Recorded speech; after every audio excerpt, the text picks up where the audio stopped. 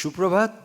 আমাদের একটু দেরি হচ্ছে, কিন্তু আজকের কৃত্রিম বুদ্ধিমত্তার উপরে একটা সার্বিক আলোচনার যে আয়োজন করা হয়েছে, তাতে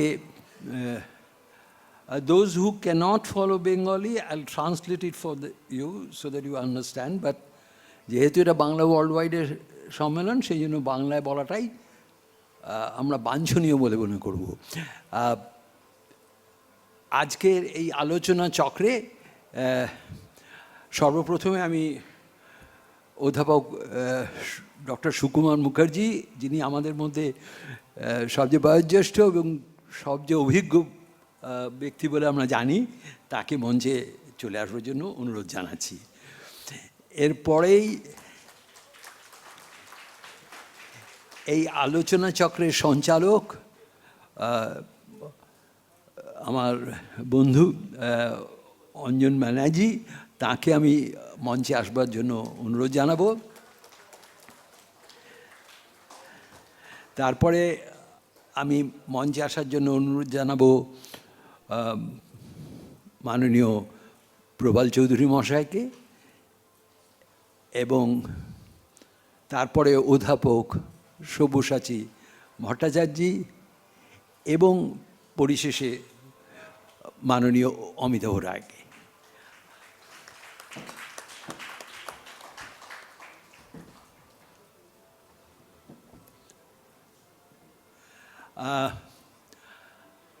আমার এই পর্বের কাজটা খুব সংক্ষিপ্ত।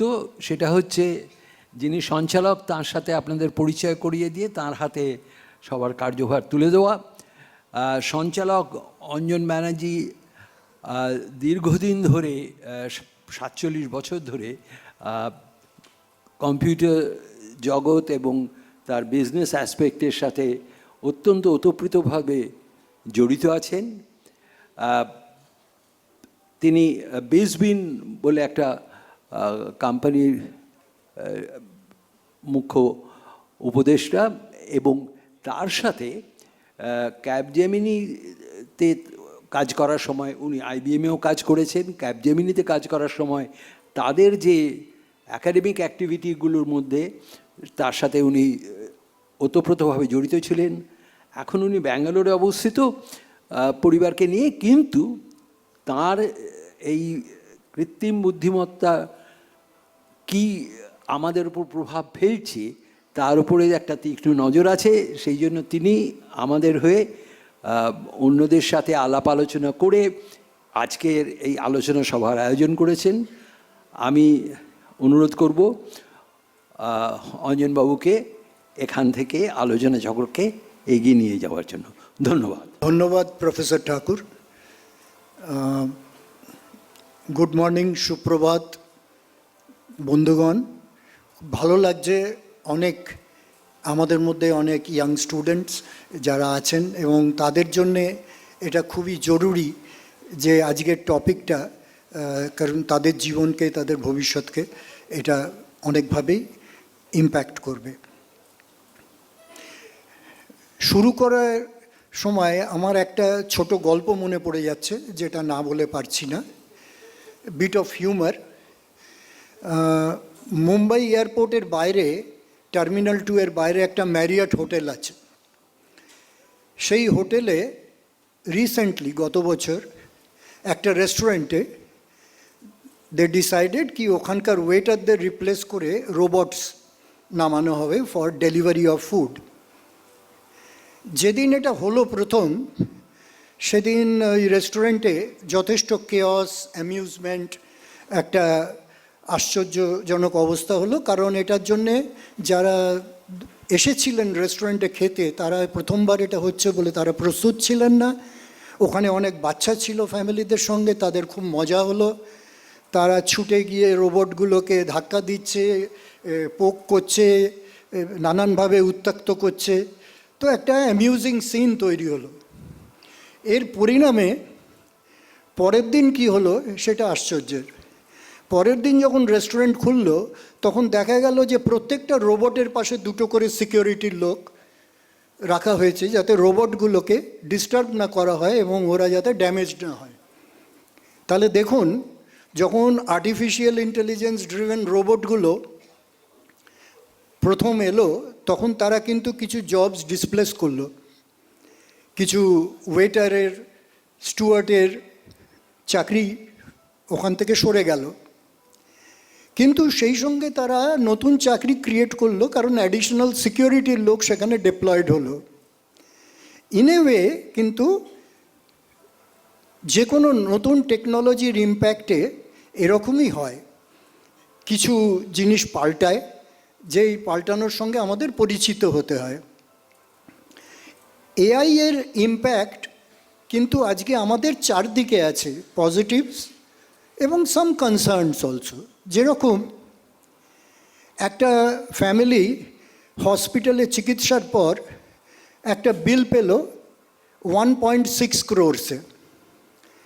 তো ওনারা ঠিক করলেন যে এটাকে ক্লাউড বেসড একটা এআই টুলে অডিটিংয়ের জন্য আপলোড করবেন। করার পরে দেখা গেল যে এআই টুলটা এটাকে অ্যানালাইজ করছে, রিভিউ করছে এবং ইনকনসিস্টেন্সিগুলো পয়েন্ট আউট করছে। যেমন একই আইটেম প্যাকেজের মধ্যেও বিল করা হয়েছে, আবার আলাদা লাইন আইটেম হিসেবেও বিল করা হয়েছে, আবার কোথাও একই দিনে এমার্জেন্সি রুমও চার্জ করা হয়েছে, আবার হসপিটাল বেডও চার্জ করা হয়েছে। এরকম নানান ধরনের ইনকনসিস্টেন্সি বার করে সেটা ফ্ল্যাগ করলো, এবং শুধু সেখানেই থেমে থাকলো না, একটা লিগালি স্ট্রাকচার্ড ডকুমেন্ট জেনারেট করলো, যেটা ওই ফ্যামিলি হসপিটালকে পাঠাতে পারে। অ্যাজ এ রেজাল্ট হসপিটালের কাছে আর কোনো অপশন রইল না ইনভয়েসটা রিভিউ করা ছাড়া। রেজাল্ট কী হলো? 1.6 crores বিল 27 লাখ টাকায় নেমে এলো। তো এআই এর পজিটিভ কন্ট্রিবিউশন আছে বলতেই হবে। এখন এআই এর এমন টুল আছে যা ড্রাউজিনেস ওয়াইল ড্রাইভিং ডিটেক্ট করছে এবং ড্রাইভারকে অ্যালার্ট করছে। আবার সবই কি ভালো উদাহরণ? কিছু কি কনসার্ন নেই? একজন প্রফেসর বলছেন যে তিনি যখন তার ছাত্রদের লেখা এসেগুলো রিভিউ করছিলেন, একজন ছাত্রের এসে রিভিউ করতে গিয়ে তিনি বুঝতে পারলেন এটা এআই জেনারেটেড এসে। নাথিং রং, এআইয়ের হেল্প নিয়ে এসে লেখা যায়। কিন্তু তিনি যখন তাকে ওই তারই লেখা এসে থেকে, তারই সাবমিট করা এসে থেকে গোটা দুয়েক প্রশ্ন করলেন, সে উত্তর দিতে পারল না। তাহলে আমরা কি শুধু এআই জেনারেটেড এসেটা জেনারেট করে নিয়ে সাবমিট করে দিচ্ছি? সেটা পড়ার বা বোঝার অবকাশও রাখছি না। কোথায় থামতে হবে, কোথায় লাইন টানতে হবে, কোন কাজটা এআইকে দিতে পারা যায় আর কোন জিনিসটাকে আমরা দিতে পারি না, এটাকে বোঝাও খুব দরকার। কারণ আমরা আমাদের হিউম্যান জাজমেন্টটাকে এআই এর ওপরে ছেড়ে দিতে পারি না। কয়েক মাস আগে government of India, ministry of education, they decided কি আগামী শিক্ষাবর্ষ থেকে artificial intelligence and computational thinking will become a mandatory subject starting class 3. IMF একটা তার রিপোর্টে বলছে গ্লোবালি অন্তত 40% jobs will get impacted by AI. In richer economies up to 60%.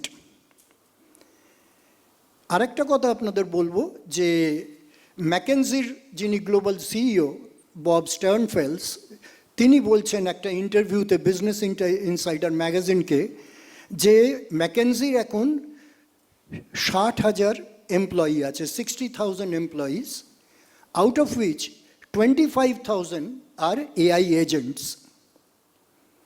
তাহলে আমাদের আর দেরি করার কোনো সময় নেই, অবকাশ নেই। এআই আমাদের চারপাশে এসে পড়েছে, কাজেই আমরা আর দেরি না করে এখন আমরা শুরু করব এক্সপার্টদের থেকে শোনা। আমাদের প্যানেলে এখানে 4 জন এক্সপার্ট রয়েছেন, তাদের থেকে আমরা শুনব এই ব্যাপারে।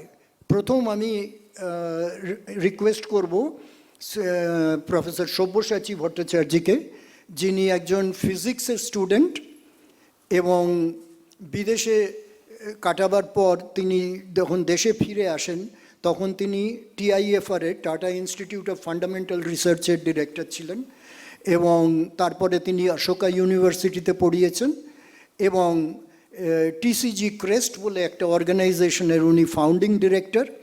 এখন উনি সেখান থেকে রিটায়ার করার পর টিআইএফআরে প্রফেসর এমিরিটাস হয়ে আছেন। সব্যসাচী বাবু, আপনাকে অনুরোধ করব।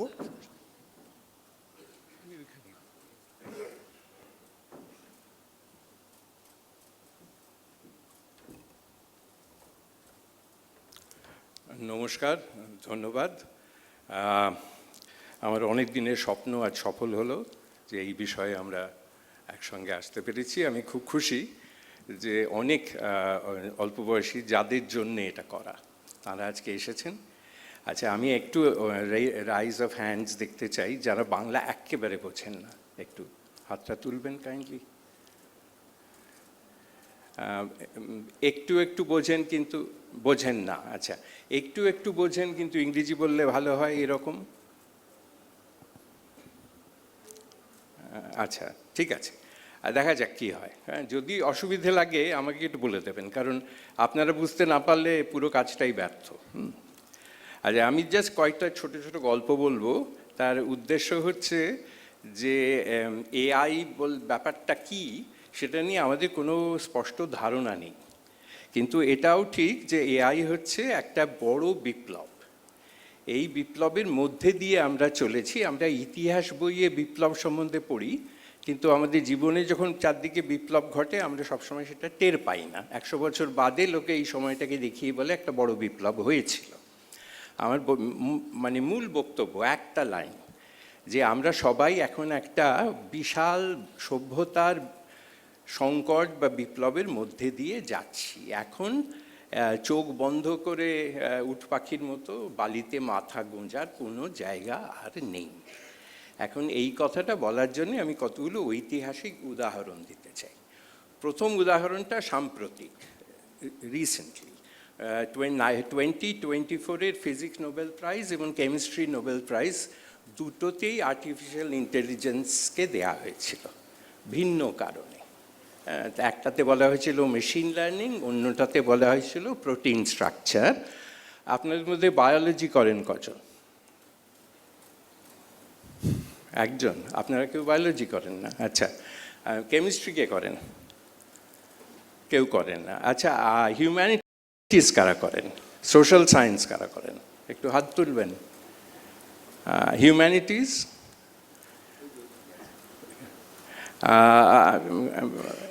সায়েন্স, তো বাকিরা আপনারা কি করেন? আচ্ছা, ঠিক আছে, দরকার নেই। আমি জাস্ট বলছি যে এই ঘটনাটা গত বছর ঘটেছে। So physics and chemistry Nobel prize went to this subject. AI বলা হোক, মেশিন লার্নিং বলা হোক, তফাৎটা আগামীকাল আপনারা বুঝতে পারবেন। আচ্ছা, এরপরে একটা ঘটনা যে নেচার বলে একটা জার্নাল আছে, তাদের সায়েন্টিফিক রিপোর্টস বলে একটা সেকশন আছে। সেখানে তারা একটা বিবৃতি দিয়েছে যে এআই জেনারেটেড কবিতা, ইংরেজি কবিতা, তাদের মানে লোকজনকে দেয়া হয়েছিল, and to compare that with Chaucer, Shakespeare, T S. Eliot, Yeats etcetera etcetera, এবং 10 জন বিখ্যাত ইংরেজি কবি, এবং তাতে 56% লোক এআইকে ভোট দিয়েছিলেন। তার মানে যে এআই এমন একটা কবিতা লিখে দিচ্ছে যেটা লোকে শেক্সপিয়ারের চেয়ে ভালো লাগছে তাদের। তার মানে কিন্তু এই নয় যে সেটা ভালো হচ্ছে, এটা হচ্ছে যে তারা অনেক বেশি লোকের কাছে পৌঁছতে পারছে, হয়তো মানটা উঁচু নয় বলেই। হ্যাঁ, সুতরাং এই ঘটনাগুলোকে দুভাবে দেখতে হবে। একটা হচ্ছে লোকে ভালোবাসছে, আরেকটা হচ্ছে কেন ভালোবাসছে। হ্যাঁ, আচ্ছা, আমি যে উদাহরণগুলো দেব সেই আমি 4টে উদাহরণ আছে। প্রথমটা হচ্ছে যে এক সময় লোকে হাতে পুঁথি লিখত, manuscripts were written by hand. Middle ইস্টে calligraphy was a very important art. আমাদের দেশেই পুঁথি ওয়াজ ভেরি ইম্পর্ট্যান্ট। আমরা পুঁথিগত বিদ্যা বলে একটা জিনিস জানি, সেটা হচ্ছে বুকিশ নলেজের বাংলা। এখন পুঁথি কিন্তু আপনারা কেউ দেখেননি, আমিও প্রায় দেখিনি। এখন পুঁথির জায়গায় প্রিন্টিং প্রেস এলো, গুটেনবার্গ আনলেন, এবং তার ফলে যে একটা বৈপ্লবিক পরিবর্তন হয়ে গেল। অর্থাৎ Newton, Darwin, Martin Luther king ইত্যাদি ইত্যাদি, গ্রেট কার্ল মার্কস ইত্যাদিদের লেখা সবার কাছে পৌঁছে গেল। আপনারা যদি রবীন্দ্রনাথ পড়তে পেরে থাকেন তাহলে আপনারা তো নিশ্চয়ই রবীন্দ্রনাথের হাতের লেখা পড়েননি, আপনারা বইয়ে পড়েছেন। সুতরাং প্রিন্টিং প্রেসকে ধরে নেওয়া হয় যে বর্তমান জগতের একটা সবচেয়ে বড় বিপ্লব, মানে চিন্তার জগতে, শিক্ষার জগতে। এটা তো খুব সহজ। 2 নম্বরটা অত সহজ নয়, সেটা হচ্ছে ফটোগ্রাফি। যখন ফটোগ্রাফি আবিষ্কার হলো তখন ফটোগ্রাফি তো রিয়েলিস্টিক ছবি নিয়ে নিচ্ছে, যেটা যারা শিল্পী তাদের পক্ষে অত রিয়েলিস্টিক হওয়া সম্ভব নয়। সুতরাং তখন কথা উঠেছিল যে this is the end of মানে ক্রিয়েটিভ আর্টিস্ট্রি। অথচ ইতিহাস এতদিন পরে আমাদের বলছে যে some of the finest art, impressionism থেকে নাম জানতে পারেন মাতিস, মোনে, অসংখ্য, মানে পুরো ইমপ্রেশনিজম এবং তারপরে কিউবিজম, কত কী হয়েছে, পিকাসো ইত্যাদি, সব কিন্তু ফটোগ্রাফির পরে হয়েছে। এবং ফটোগ্রাফি এই আর্টিস্টদের মুক্ত করে দিয়েছিলেন from just being representing reality as it is.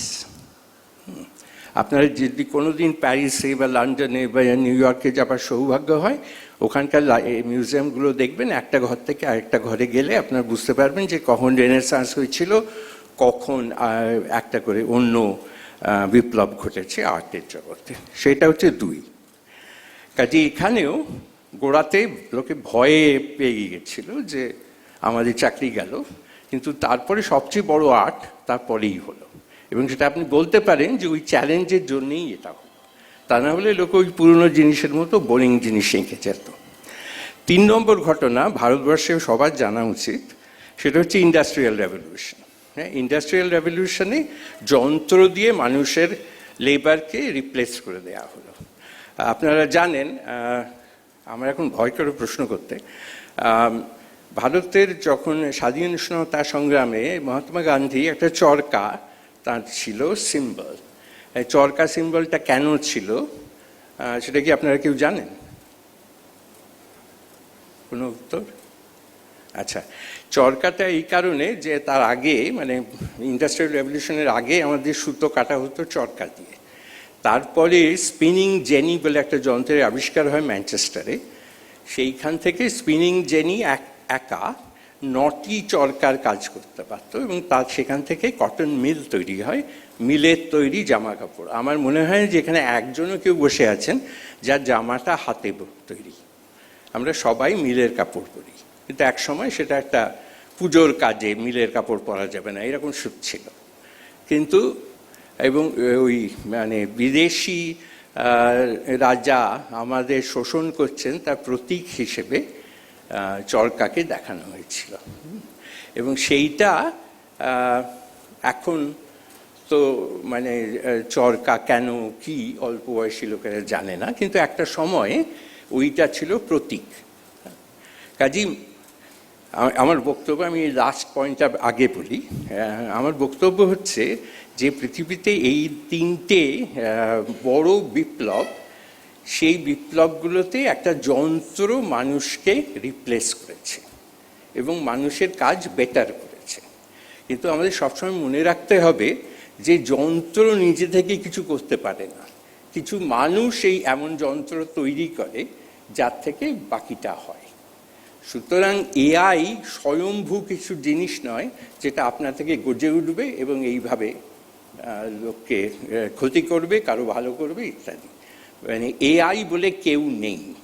AI বলে আপনি যদি ডাকেন কেউ সাড়া দেবে না এখনো, এরপর হয়তো এআই সাড়া দেবে। আচ্ছা, গুগল ব্যবহার করেন আপনারা সবাই, সত্যি? যে করেন না হাত তুলুন। আচ্ছা, সবাই করেন। আচ্ছা, গুগলে আপনারা এখন যখন সার্চ করেন, যদি একটা লোকের নাম দেন তখন আগে একটা লাইন পড়তো, এখন একটা প্যারাগ্রাফ পড়ে। আপনারা কি সেটা জানেন? ওপেন এআই বলে একটা জিনিস আছে, কে জানেন? কে জানেন না হাত তুলুন। ওপেন এআই জানেন না, হাত তুলুন।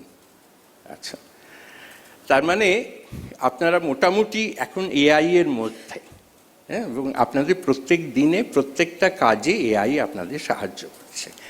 এর একটা খুব মানে একটা খুব মর্মস্পর্শী একটা ঘটনা ঘটেছিল। ক্যাসপারভের নাম কি জানেন? ক্যাসপারভ কে ছিলেন? Chess player. তার খ্যাতির কারণ কি?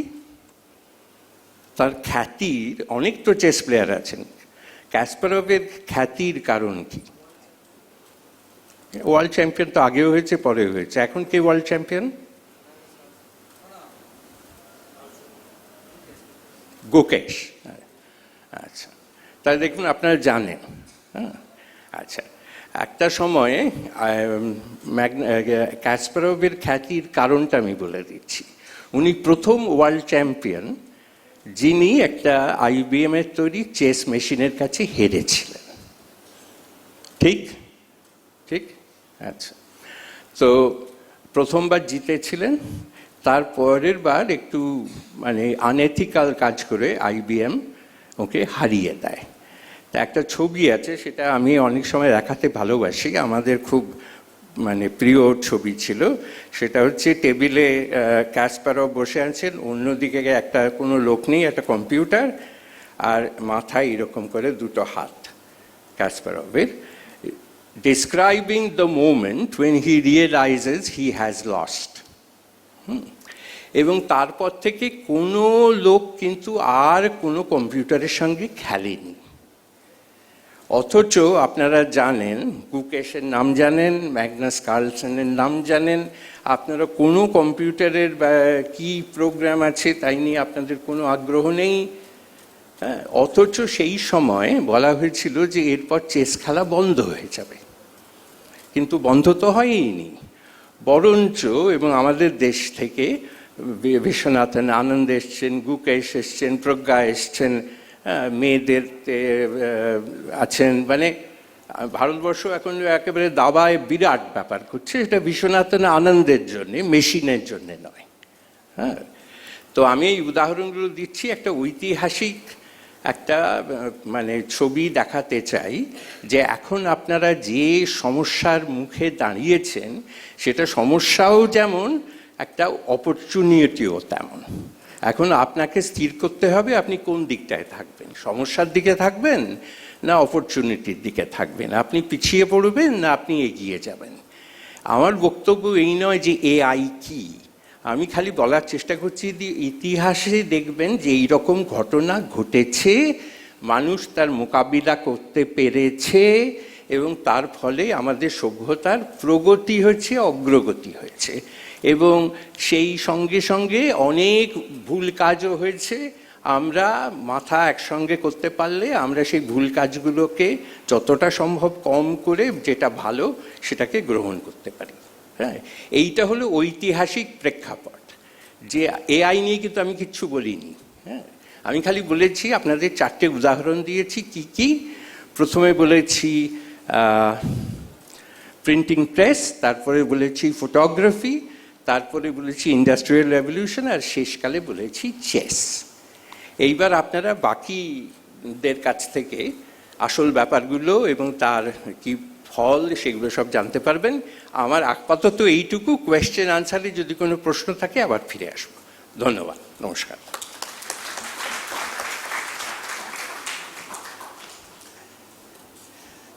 ধন্যবাদ সব্যসাচী বাবু। মানে এর থেকে বেশি সত্য কিন্তু আজকে কিছু নেই, যে আজকে আমরা একটা রেভলিউশনের সামনে দাঁড়িয়ে আছি, বিপ্লবের সামনে দাঁড়িয়ে আছি। আমাদের বুঝতে হবে যে এটা আমাদের জীবনকে কি করে ইম্প্যাক্ট করতে পারে এবং আমাদের রেসপন্স কি হওয়া উচিত, এবং সেটার জন্যই আমরা কিন্তু এখানে এসেছি। আমাদের পরবর্তী বক্তা আমাদের মধ্যে রয়েছেন ডক্টর সুকুমার মুখার্জি। ওনার কোনো পরিচয় দেওয়ার ধৃষ্টতা আমি করতে পারি না, আপনারা সকলে ওনার ব্যাপারে জানেন, এবং উনি আমাদের কাছে কিছু আলোকপাত করবেন। AI এর impact on the health sector, এই ব্যাপারে উনি কিছু বলবেন, তো আমরা ওনার থেকে শুনব। ধন্যবাদ। শুভ সকাল। আমাদের মঞ্চে উপবিষ্ট esteemed colleagues and my friends and most important, younger generation. It's a very surprising younger generation in a conference who are the future of our society. You are the people who are going to show us the path in the next 100 years. So it is really tempting to see younger generation, and it's always a very difficult and easy to talk about this. আজকে আমরা এমন একটা subject choose করেছি, artificial intelligence. All of us have got human intelligence. Is human intelligence under threat? Is human intelligence is challenged? Or is human intelligence is going to be augmented? আমরা যখন ছোট বয়সে ছিলাম তখন আমি 40 সালের কথা বলছি, 45 সালের কথা বলছি, আমাদের কেরিয়ার শুরু করেছিলাম স্লেট পেন্সিল দিয়ে, পাঠশালা, গুরুকুল, তারপর স্কুল কলেজ পেরিয়ে আজকে আমার বয়সে আমি এআই নিয়ে কথা বলছি। এটা একটা বিরাট long history of how a future is developed over and over. আমরা সবসময় ভাবি পুরনো দিনের লোক, ওরা কি জানে, আমরাই সব। তোমরা সবাই আমাদের মতো বয়স হবে, তোমরাও তখন বলবে, তোমাদের জুনিয়ররা বলবে, তোমরা কি জানো, আমরাও তার থেকে বেশি জানি। Change is the way of life and dynamism is the way of life. সেক্ষেত্রে এডুকেশনেও আমাদের চেঞ্জ হয়েছে। আমি হেলথ সেক্টরে আছি প্রায় 1954 থেকে, মেডিকেল কলেজ, তারপরে তো যা পোস্ট গ্র্যাজুয়েশন, যাই হোক, এ চেঞ্জ যা হয়েছে একটা বিরাট চেঞ্জ হয়েছে। এ চেঞ্জ যা হয়েছে দেখবার মতো চেঞ্জ হয়েছে, এ চেঞ্জ যেটা হয়েছে বুঝবার মতো চেঞ্জ হয়েছে, এবং এই চেঞ্জের অফে সোসাইটি বেনিফিট হয়েছে, সোসাইটি কিছু জায়গায় গোলমাল হয়েছে, society is under threat sometimes. এই নিয়ে আমরা যতই দেখি ততই শিখি, আর যতই শিখি ততই পাল্টাই নিজেকে। এইটা হচ্ছে আমাদের ধর্ম। আজকে আমাদের আর্টিফিশিয়াল ইন্টেলিজেন্স একটা প্যান্ডোরাস বক্স হয়ে গেছে। এই প্যান্ডোরাস বক্স আমাকে খুলে দেখতে হবে আলটিমেটলি আমার কত বেনিফিট হলো। আমাদের এর জন্যে আছে in favour of artificial intelligence, অপোজিশনও আছে, কিন্তু তার মধ্যে যেটা health sector very important area. জেনে রাখবে আজকে আর্টিফিশিয়াল ইন্টেলিজেন্স এভরিওয়্যার। আজকে এই যে innovative technology and digital landscape, এসব নতুন নতুন কথা, এগুলো আগে ছিল না। আজকে হেলথ সেক্টরে যেসব আমরা চেঞ্জ দেখছি, আমরা মনে হয়, আমি তোমাদের বলি, আমরা যখন মেডিকেল কলেজে পড়তাম তখন মিক্সচার তৈরি করতাম, মিক্সচার তৈরি করে রুগীকে দেওয়া হতো, মিক্সচার করে ট্যাবলেট দিয়ে, তখন ডাক্তার যা বলতো সেইটাই ফাইনাল ওয়ার্ড। আজকে কিন্তু পরিস্থিতি চেঞ্জ হয়ে গেছে।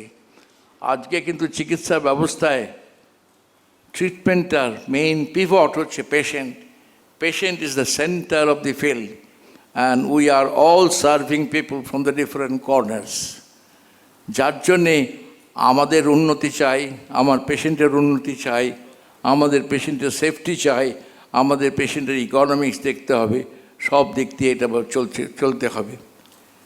সেই জন্যে আমি একটু তোমাদের বিবরণ আমাদের হেলথ সেক্টরে যেটা আর্টিফিশিয়াল ইন্টেলিজেন্স, যে what is the present position between human intelligence versus artificial intelligence, and that is the moot point in সব জায়গায় সবাই বলছে। World we are living in today feels in many ways like a wonderland. Wonderland of innovation, wonderland of digitalization, wonderland of technological transformation. The concept of using computer to simulate intelligent behavior and critical thinking was conceptualized by Dr. Alan Turing. Alan Turing in 1950 in England first conceptualized the concept. সে শুধু observe করেছিল। আমার মনে হয় তুমি যে Isaac Newton, Einstein সব পড়ে দেখো, দেখবে observation has got a great value. যার যত অ্যাকিউরিটি অবজারভেশন, তার ইন্টারপ্রিটেশন, তার অ্যাপ্লিকেশন অ্যান্ড তার র্যামিফিকেশন আর ভেরি ইম্পর্টেন্ট। সেই জন্যে the concept of using computer to simulate intelligent behaviour and critical thinking, দুটো খুব important element of our brain, critical thinking and intelligent behavior was conceptualized. তারপরে হলো কি 1956-এ ড্যাটফোর্ড ইংল্যান্ডে একটা মিটিং হলো, সেখানে তিনজন সায়েন্টিস্ট ছিলেন, তার মধ্যে most important John McCarthy. John McCarthy প্রথমে বার করলো কনসেপ্টটা science and engineering of making intelligent machine. কথাটা ভেবে দেখো, ইন্টেলিজেন্ট মেশিন, ইন্টেলিজেন্ট আইসিইউ আমরা এখন কথা বলছি, because we become intelligent day by day, we learn by mistake, we learn by omission. সুতরাং obviously intelligent thinking is an important issue for today. আজকে তোমরা দেখছো robotic surgery. Robotic surgery is more precision surgery, the accurate surgery. অনেক হাসপাতালে কলকাতায় robotic surgery হচ্ছে, নি replacement, তার মধ্যে হাঁটু replacement, prostatic surgery, even in case of high risk pregnancy robotic surgery is applied. So robotic surgery একটা important example which is the end product of concept of AI. তোমরা কোভিডে দেখেছো কলকাতায় আমাদের টেলিমেডিসিন অ্যাপ্লিকেশন হয়েছে in the government sector. And টেলিমেডিসিনের কি telemedicine থেকে যেটা হয়েছে, মানুষকে হাসপাতালে যেতে হচ্ছে না পয়সা খরচ করে, ট্রাভেল করতে হচ্ছে না, মানুষকে অ্যাডভাইস পাচ্ছে, ইনস্ট্যান্ট অ্যাডভাইস। মানুষের সুবিধে হচ্ছে যে ডাক্তারকে বারবার প্রশ্ন করলে ডাক্তার উত্তর দিচ্ছেন। এই বেনিফিটগুলো হওয়াতে telemedicine has got a great impact, not in epidemics or pandemics, but also in day to day routine hospital care, both in hospital patient and when the patient is discharge. যখন বহু দূরে আছে, ধরো বীরভূমের এক জায়গায় আছে কিংবা নদিয়াতে আছে, কলকাতা মেডিকেল কলেজ থেকে টেলিমেডিসিন অ্যাপ্লিকেশন করে আপনি অ্যাডভাইসটা পাচ্ছেন in odd hours of the day. সুতরাং telemedicine is a great achievement of AI.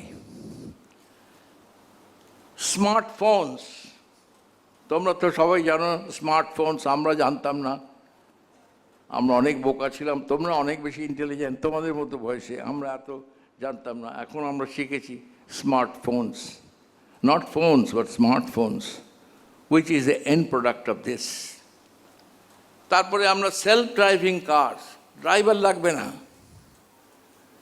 Driver ছাড়া গাড়ি চলছে, তুমি ভেবে দেখেছো? এগুলো সব নিট এক্সাম্পলস অফ এআই।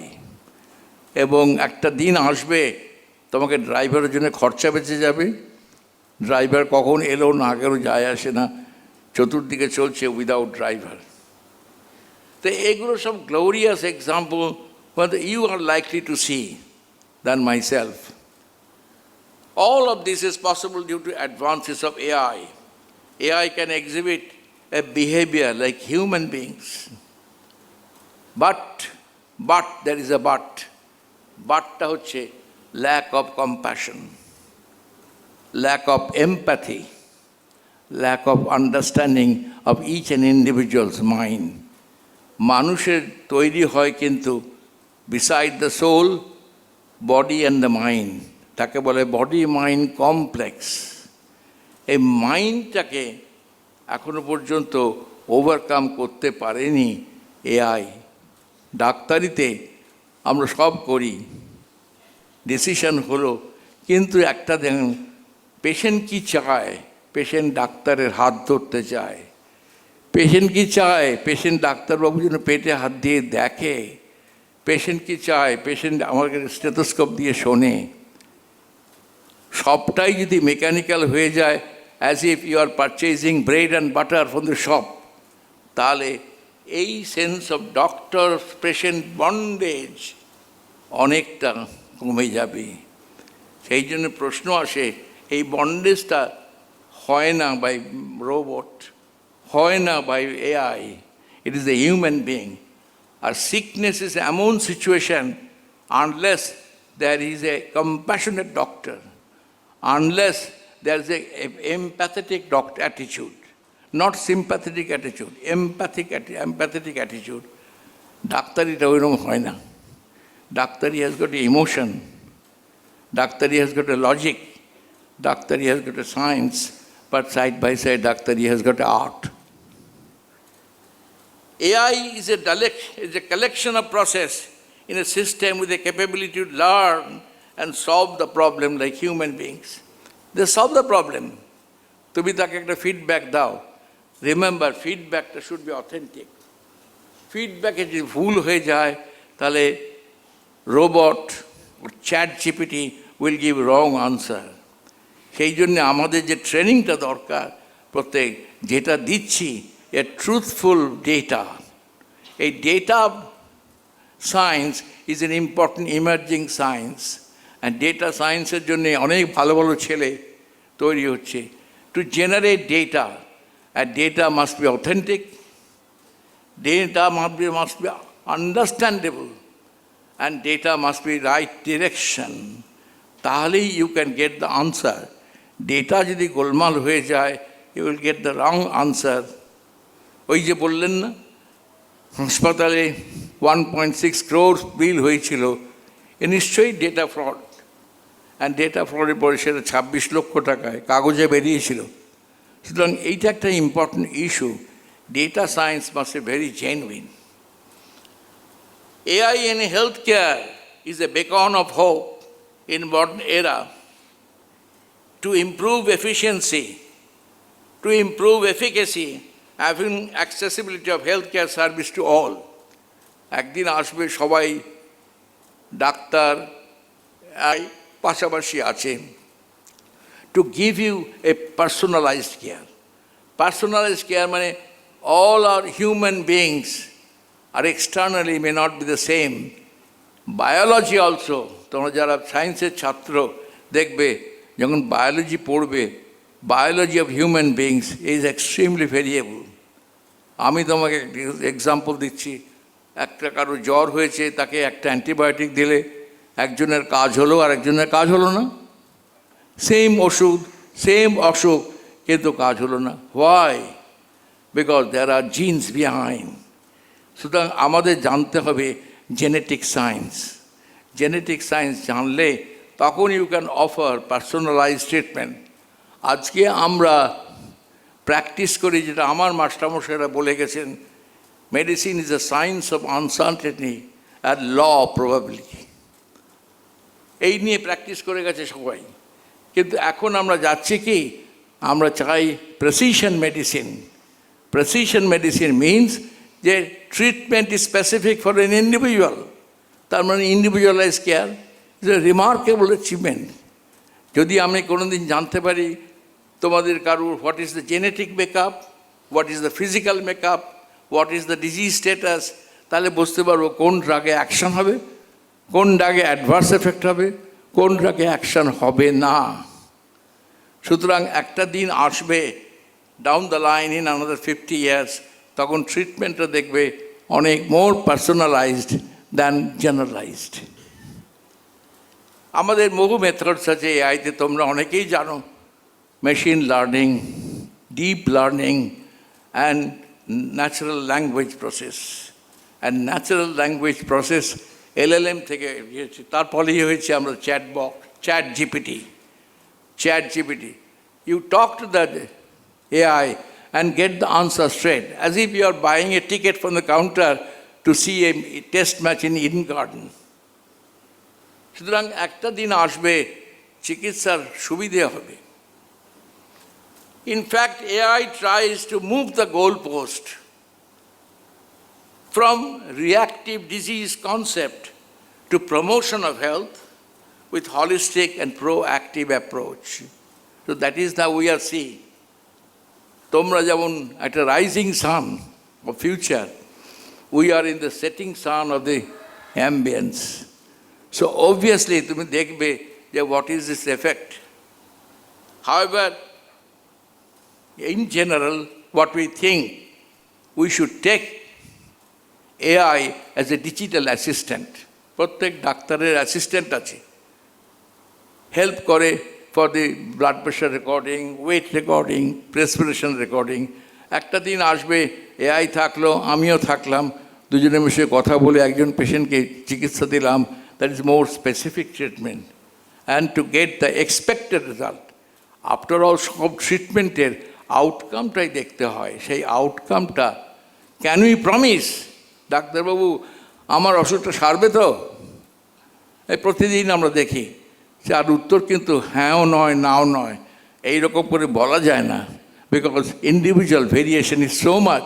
যার ভেরিয়েশনটাকে আমরা ন্যারো ডাউন করতে চাই যাতে করে পেশেন্টের ভালো হয়। এআই তাছাড়া সেই জন্য বলা হয় ড্রাগ অ্যাসিস্ট্যান্ট। আর একটা জায়গায় ভেরি ইম্পর্ট্যান্ট, আজকে আমরা rapid selection of drug in emergency setting, কেউ হয়তো বুকে ব্যথা নিয়ে এসেছে, কেউ শ্বাসকষ্ট নিয়ে এসেছে, তুমি দেখলে, ঠিক করলে, ভেরিফাই করলে, you become more specific and accurate. এই AI is also useful for early detection of the disease. AI is helpful for drug discovery. একটা ড্রাগ তৈরি হতে 2 থেকে 10 বছর লাগে, এআই হলে সেইটা কিন্তু অনেক আগে হয়ে যাবে, যাতে করে ডাক্তারের সুবিধা হবে, ড্রাগ ডিসকভারি। সো এছাড়াও ডাক্তারি ছাড়াও বিজনেস, ইন্ডাস্ট্রি, পুলিশিং, ল, ট্রান্সপোর্টেশন, সব জায়গায় এআই ঢুকেছে। আজকে এভরিডে নিউজ পেপার দেখবে young generation how they are encouraged to study AI in different facets of life. সুতরাং এগুলো সবই important part, but is there are challenges. Every good thing must have challenges, তাহলে good থিংটা stabilise হয় না। ভালো জিনিস পেতে হলে you have to face the challenges, you have to overcome the challenges. Again, new challenges come, you try to settle that. Say challenges হচ্ছে most important, data collection, data privacy, ethics of the data. কারণ আমাদের দেশে এখন ভরে গেছে cyber city, আমরা cyber city নাম দিয়ে দিয়েছি, সাইবার সিটি। সুতরাং সাইবার সিকিউরিটিটা ভেরি ইম্পর্টেন্ট। হেলথে আমাদের 2016 সালে নীতি আয়োগ দিয়েছে পারমিশন, কিন্তু সব হসপিটাল তৈরি করতে পারছে না, because of logic of infrastructure development, logic of man power development. Controversy লেগেছে, অনেকের চাকরি চলে যাবে। আরে সবাইকে শেখাও, নতুন জিনিস শিখতে হয় তো। সুতরাং আমার মনে হয় চাকরি চলে যাবে সেটা নেগেটিভ অ্যাটিটিউড। আমার মনে হয় be positive and work positively. সেই জন্যে আমাদের সাইবার সিকিউরিটি, রেগুলেশন এবং ডেটা অথেন্টিসিটি, এগুলো খুব ইম্পর্টেন্ট ব্যারিয়ার। সেই জন্যে স্ট্রিক্ট রেগুলেশন দরকার, যেন আমাদের সে মিসইউজ না করে এআই। এখন দেখছো, কাগজে দেখছো এআই বলে মিসইউজ করছে কিছু কিছু লোক for cyber security, in the threat. এইসব জিনিসগুলো আমাদের আছে। তবে ভালো জিনিস করতে হলে পাশাপাশি অনেক বাধ্যবাধকতা থাকে, সেই বাধ্যবাধকতা এগিয়ে নিয়ে আমাদের যেতে হয়, তাহলে একটা সলিড ব্রেঞ্চ পাওয়া যায়। আমার মনে হয় it has got a long future, but it is never a replacement of human brain, it is A assistant of human brain to use properly in right time, the right moment, the right person. Thank you all. ধন্যবাদ doctor Sukumar Mukherjee. এনলাইটনিং টক, আমরা অনেক কিছু জানলাম। একদম ঠিক বলেছেন, AI is an assistant, AI আমার একটা টুল। আমি সেদিন পড়ছিলাম একজন সফটওয়্যার প্রফেশনাল ইউএস থেকে লিখছেন, যার অ্যাবাউট 10-12 বছরের অভিজ্ঞতা, যে তারা এখন যখন ক্যান্ডিডেট হায়ার করেন, প্রোগ্রামার হায়ার করেন, তখন it is mandatory to use, ask the programmer to use a AI tool and code করে দেখাতে হয়, এবং সেটা যদি সে না করতে পারে তাহলে তার চাকরি হয় না। তার মানে বাধ্য করা হচ্ছে ঘুরিয়ে যে এআই টুল তুমি ইউজ করো, কারণ AI tool is very effective and useful. সেই জন্যে মানে একটা সময় ছিল যখন আমরা ক্যালকুলেটর ইউজ করলে সেটা ডিসকারেজ করা হতো, বলতো মেন্টাল ম্যাথস উইক হয়ে যাবে, ক্যালকুলেটর ইউজ করো না। কিন্তু আমরা কিন্তু সময়কালে বুঝে গেছি যে এখন জিআরই পরীক্ষা দিতে গেলেও কিন্তু ক্যালকুলেটর ওখানে অ্যাভেলেবল হয় ইউজ করার জন্যে, কারণ tool use is not detrimental to human judgement, human growth of the brain. এরপরে আমরা ডেকে নেব প্রফেসর প্রবাল রায়চৌধুরীকে, ইন্ডিয়ান স্ট্যাটিস্টিক্যাল ইনস্টিটিউটের প্রফেসর। উনি আমাদেরকে বলবেন এআই এর ব্যাপারে এবং এআই এর কোন দিকগুলো সম্বন্ধে আমাদের সচেতন থাকতে হবে, সতর্ক থাকতে হবে, এগুলোও বলবেন। আসুন প্রফেসর প্রবাল রায়চৌধুরী। সকলকে সুপ্রভাত। আর উদ্যোক্তাদের ধন্যবাদ এরকম একটা প্রোগ্রাম অর্গানাইজ করার জন্য। এটা প্রবাবলি খুব রেলেভেন্ট আজকের যুগে, তার কারণ এআই অনেক সমস্যার সমাধান করছে কিন্তু প্রচুর কনফিউশন ক্রিয়েট করছে। আমার মনে হয় এআই নিয়ে অনেক রকম অদ্ভুত ধারণা তৈরি হচ্ছে। এই অদ্ভুত ধারণাগুলোকে ঠিক করাটা খুব জরুরি। মানুষ অনেক কিছু ভাবছে যেন এআই একটা খুব ভুতুরে জিনিস এবং সেখানে অনেক কিছু করা যায় বলে মানুষ ভাবছে, যেগুলো আসলে করা যায় না। আবার এটা দিয়ে অনেক কিছু করা যায় যেটা হয়তো মানুষ জানে না। তো আমি কি করা যায় আর কি করা যায় না সেটা বোঝার জন্য খুব বেসিক জায়গা থেকে শুরু করব। যে এআইকে আমরা সবাই একটা ব্ল্যাক বক্সের মতন ভাবি, যে আমি কিছু প্রশ্ন ঢুকিয়ে দেবো, ওপাশ দিয়ে কিছু উত্তর বেরিয়ে আসবে। হ্যাঁ, এখন ব্ল্যাক বক্সটার ভেতরে কি হচ্ছে, বা আমার একটা সমস্যা আছে, সমস্যাটা নিয়ে গিয়ে ব্ল্যাক বক্সের এক সাইডে ফেললাম, অন্য দিক দিয়ে সলিউশনটা বেরিয়ে এলো, কিন্তু ভেতরে কি হয় সেটা একটুখানি বোঝার চেষ্টা করা যাক। আজ থেকে প্রায় 100 বছর আগে একজন বিজ্ঞানী, তার নাম হচ্ছে রোনাল্ড ফিশার। এখানে কেউ রোনাল্ড ফিশারের নাম জানো? আচ্ছা, কেউ জানো না, ঠিক আছে। তোমরা সবাই গুগল করো, আমার লেকচারের পর একটু রোনাল্ড ফিশার নামটা দিয়ে গুগল সার্চ করে নিও, অনেক ইন্টারেস্টিং জিনিস জানতে পারবে। এই রোনাল্ড ফিশার ছিলেন একজন বায়োলজিস্ট।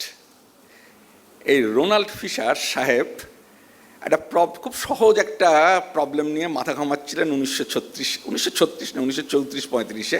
ওনার লেখাটা বেরিয়েছিল 1936 সালে। একজন বটানিস্ট, তার মানে উদ্ভিদ বিজ্ঞানী, যার একটা প্রাইমারি কাজ হলো বিভিন্ন প্লান্ট দেখে সেই প্লান্টগুলোকে আইডেন্টিফাই করা। এটা তো আমরা স্কুলে ছেলে মেয়েদের শেখাই অনেক সময়, এবং শুধু স্কুলে ছেলে মেয়ে না, যারা গ্রামের দিকের ছেলে মেয়ে তাদের পরিবারের লোকেরাও শিখিয়ে দেয় যে এটা অমুক গাছ আর এটা তমুক গাছ, এটা পালং শাক, এটা অমুক শাক। এই যে আইডেন্টিফিকেশানটা, এটা আমরা দেখে করতে পারি। কিভাবে করি? তাদের পাতা, গাছের পাতাগুলো কীরকম, গাছের ডালগুলো কীরকম, গাছের ফুলগুলো কীরকম, এটা দেখে দেখে আমরা করি। হ্যাঁ, তো এই যে সমস্যাটা, যে আমি একটা জিনিসকে আইডেন্টিফাই করব, এটা কুমড়ো গাছ, এটা লাউ গাছ, হয়তো কুমড়োটা নেই, লাউটা নেই, কিন্তু এটা কুমড়ো গাছ, এটা লাউ গাছ, যে দুটো খুব কাছাকাছি একই রকম দেখতে, কিভাবে করি? তাদের কিছু ফিচার্স বা বৈশিষ্ট্য আছে, সেটা আমরা বুঝি এবং সেই বৈশিষ্ট্যটাকে জানি বলে আমরা সেটা করতে পারি। এবার ফিশার কি করছিলেন? ফিশার একটা পার্টিকুলার ভ্যারাইটি অফ ফ্লাওয়ার নিয়ে কাজ করছিলেন, যেটাকে বলে আইরিশ ফ্লাওয়ার। এই আইরিশ ফ্লাওয়ারের অনেকগুলো ভ্যারাইটি আছে। এবার এই ভ্যারাইটিগুলোকে একজন অভিজ্ঞ বটানিস্টের কাছে দিলে সে বলে দিতে পারবে এটা ভার্সিকালার, এটা ভার্জিনিকা, এটা সেটোসা, এরকম নানা রকম ভ্যারাইটিগুলো সে বলে দিতে পারবে।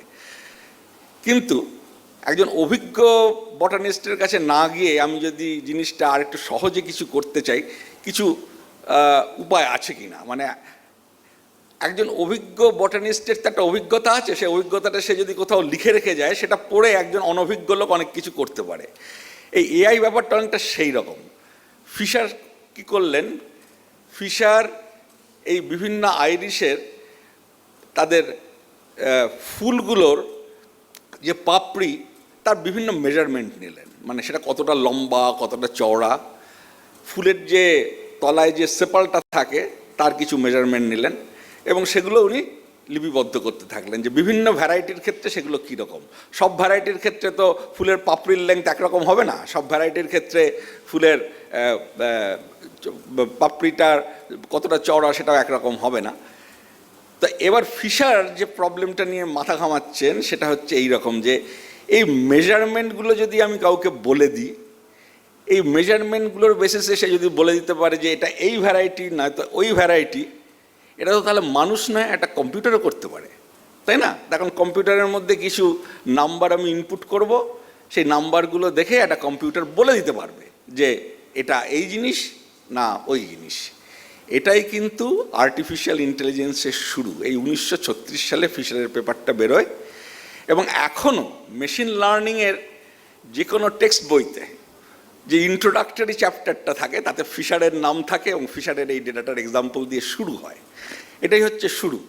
তো প্রবলেমটাকে এবার আমরা একটুখানি জেনারেলাইজ করি। প্রবলেমটা হচ্ছে এইরকম যে কিছু জিনিস আছে যেগুলোকে আমরা ক্লাসিফাই করতে চাই। এরপরে ফিশারের এক ছাত্রের নাম বলবো আমি, তার নাম হয়তো তোমরা অনেকে শোনোনি, তার নাম হচ্ছে সি.আর. রাও। সি.আর. রাওর নাম কেউ জানো? একজন বিখ্যাত ভারতীয় পরিসংখ্যা বিজ্ঞানী বা গণিতবিদ। আচ্ছা, এই সি.আর. রাও ছিলেন ফিশারের ছাত্র। ফিশার যখন কেমব্রিজে, সি.আর. রাও তখন তার কাছে পিএইচডি করতে গেছিলেন এবং সি.আর. রাও যে প্রবলেমটা নিয়ে কাজ করছিলেন সেটা খুব ইন্টারেস্টিং।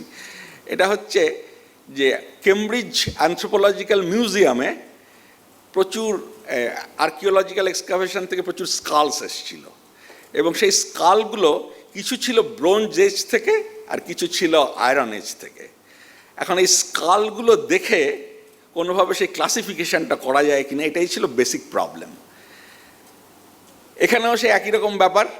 অ্যানথ্রোপোলজিক্যাল এক্সপার্ট, আর্কিওলজিক্যাল এক্সপার্টরা একটা অতীতে অনেক স্কাল দেখেছে, এক্সামিন করেছে এবং তারা কিছু স্কালকে ক্লাসিফাই করে রেখেছে যে এটা ব্রোঞ্জেস থেকে এসছে, এটা আয়রন এজেস থেকে এসছে। এবার ভবিষ্যতে যে স্কালগুলো আসবে ঠিক ফিশারের মতনই প্রবলেম। সেগুলো হচ্ছে এবার স্কালের ওপরে নানা রকম মেজারমেন্ট নেবো আমি, স্কালটা মানে এদিকে কতটা এদিকে কতটা এরকম নানা রকম মেজারমেন্ট নেবো, তারপর ওদিকে আমার যে লিস্ট আছে তাতে আমি এবার মিলিয়ে মিলিয়ে দেখবো যে কোনখানে ওটা যার ভালো ফিট করছে। এটা ছিল সি.আর. রাওর problem, classification of skulls from different historical ages. এইটা হলো শুরু এবং এইটা পরে যে জিনিসটা আসতে শুরু করলো এটা হচ্ছে ক্লাসিফিকেশন প্রবলেম। আমি এটাকে বলবো ক্লাসিফিকেশন প্রবলেম। কালকে যখন স্বাগতম পড়াবে তখন এইটা দিয়েই সম্ভবত শুরু করবে ও। এরপরে যেটা হলো, এবার আমরা একটু আধুনিক যুগে চলে আসি।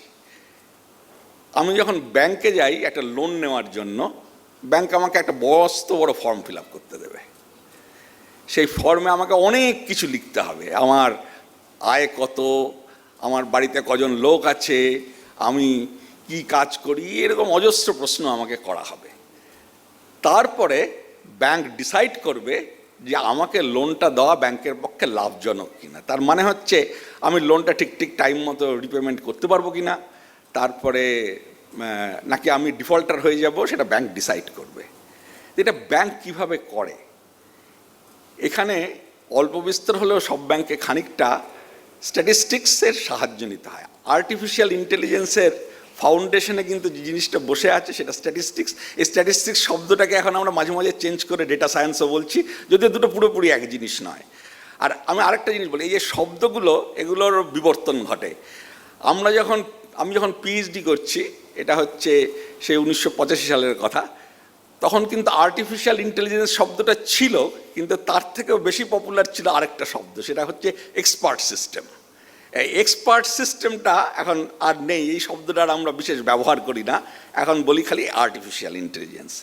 তো এই যে ব্যাংকের একটা এক্সপার্ট সিস্টেম আছে, সেই এক্সপার্ট সিস্টেমটা একটা হিউম্যান এক্সপার্ট হতে পারে, আবার একটা ওই আর্টিফিশিয়াল ইন্টেলিজেন্সের মতো একটা আর্টিফিশিয়াল এক্সপার্ট হতে পারে।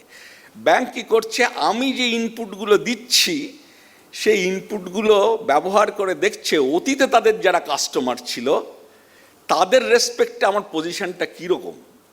অতীতে যারা ডিফল্টার হয়েছে আমার প্রোফাইলটা কি তাদের মতো, নাকি অতীতে যারা সাকসেসফুলি লোন রিপেমেন্ট করে বেরিয়ে গেছে আমার প্রোফাইলটা তাদের মতো? এখন মজাটা হচ্ছে এই যে একটা মস্ত বড় ফর্ম আমাকে ফিল আপ করতে দেওয়া হলো, সাধারণত এই ফর্মটা 15-16টা পেজ থাকে অন্তত আর কি, হ্যাঁ, তাতে অজস্র ডেটা, তারপর সেটাকে তারা কম্পিউটারাইজ বা ডিজিটাইজ করছে। এইবার যে ডেটাবেসটা নিয়ে ওরা কাজ করছে সেটা অনেক বড়, একটা মানুষের পক্ষে ওরকম মিলিয়ে মিলিয়ে দেখাটা সম্ভব নয়। এইখানে একটা টেকনোলজির হেল্প নেওয়া বা অটোমেশনের প্রয়োজন আছে। এটাই হচ্ছে এই আর্টিফিশিয়াল ইন্টেলিজেন্সের এই আর্টিফিশিয়াল শব্দটার কারণ। এই আর্টিফিশিয়ালটা হচ্ছে এই অটোমেশনটা। আমি যেটা হয়তো 10টা লোকের ক্ষেত্রে মেলাতে পারতাম, 1 লক্ষ কাস্টমারের ক্ষেত্রে সেটা আমার পক্ষে মেলানো সম্ভব নয়। এই জিনিসটা হচ্ছে, এটা একটা আর্টিফিশিয়াল, এটা পুরোটা নয় কিন্তু এই আর্টিফিশিয়াল ইন্টেলিজেন্সের আর্টিফিশিয়াল পার্টে এটা একটা অংশ। ওকে, এবার আমি আরও আধুনিক একটা প্রবলেমে আসি। হেলথ সায়েন্স নিয়ে অলরেডি একজন বিদগ্ধ লোক কিছু বলেছেন, আমি শুধু একটা ছোট্ট জিনিস বলি, এটা খুব ইম্পর্ট্যান্ট এবং এটা আমাদের সবাইকে ভীষণ রকম এফেক্ট করে। হ্যাঁ, সেটা হচ্ছে যে এটা কি তোমরা জানো যে আমাদের যদি পুরো জিনোমটা নেওয়া হয়, সেলের মধ্যে যেটা রয়েছে, সেটা একটা হিউজ সাইজের একটা জিনিস, তাই না? কিন্তু এটা সবটা ফাংশন করে না, সেটা জানো কি তোমরা? যেটা একটা খুব অল্প অংশ অ্যাকচুয়ালি ফাংশনাল। এটা কি জানো তোমরা? কজন জানো সেটা? হাত তোলো তো। যে আমাদের সেলে যে জেনেটিক মেটেরিয়াল থাকে তার একটা বিরাট অংশ কোনো কাজ নেই, জাঙ্ক পড়ে আছে। জাঙ্ক শব্দটাই ব্যবহার করা হয় টেকনিক্যালি আর কি। হ্যাঁ, খুব অল্প একটা অংশ কাজ করে, যেটা বিভিন্ন বায়োলজিক্যাল বা ফিজিওলজিক্যাল ফাংশনগুলোকে কন্ট্রোল করে। সেই যে অংশগুলো, সেই অংশগুলোকে এই বিরাট জঙ্গলের মধ্য থেকে খুঁজে বার করতে গেলে সে খড়ের গাদায় ছুঁচ খোঁজার মতন ব্যাপার। হ্যাঁ, এই যে খুঁজে বার করাটা, এই খুঁজে বার করাটার জন্য কিন্তু নানা রকম স্ট্যাটিস্টিক্যাল এবং এআই টুল ব্যবহার করা হয়। তোমার শরীরে একটা নতুন কোনো জিন কোনো রকম সমস্যা তৈরি করছে কিনা সেটা জানতে গেলে সেই জিনটাকে আইডেন্টিফাই করতে হবে। সেই জিনটা লুকিয়ে আছে কোথায়, সেই বিরাট খড়ের গাদার মধ্যে। এই যে জিন আইডেন্টিফিকেশন, এটাও একটা প্রবলেম যেখানে এআই এর ব্যবহার হচ্ছে। তাই এখানে যেটা হচ্ছে, এগেইন আমরা কতগুলো জিন জানি, সেই জিনগুলোর মধ্যে কিছু প্যাটার্নস আছে, সেই প্যাটার্নগুলো এবার আমরা খুঁজছি। বিরাট বড় সিকোয়েন্স বা জেনোমিক ডেটার মধ্যে সেই প্যাটার্নটাকে কোনো একটা জায়গায় আমরা খুঁজে বার করার চেষ্টা করছি। এই যে খুঁজে বার করাটা, এটা একটা সাধারণ মানুষের পক্ষে স্ক্যান করে খুঁজে বার করাটা সম্ভব নয়। সেই জন্য কম্পিউটার বিরাট বড় একটা সিকোয়েন্সকে স্ক্যান করছে, এটাই হচ্ছে আর্টিফিশিয়াল টুল ব্যবহার করা। স্ক্যান করছে, করে কোথাও সেই প্যাটার্নটা ভালো ম্যাচ করছে, সেই জায়গাটাকে তারপর আমরা পিক আপ করছি। খুব সহজ করে বললাম, ব্যাপারটা এর থেকে অনেক জটিল। এবং সেখান থেকে আমরা ফাইনালি একটা আইডেন্টিফিকেশনে পৌঁছচ্ছি। এইগুলো তো হলো এআই এর ভালো ভালো দিকগুলো, এবং মানে কোথায় এআই আমাদের কাজে লাগছে, উপকারে লাগছে, সেই ব্যাপারগুলো। এখন একটা এআই টুল তোমরা সবাই জানো, সবাই সম্ভবত ব্যবহারও করো, সেটা হচ্ছে চ্যাট জিপিটি, রাইট? সবাই জানো, গুড।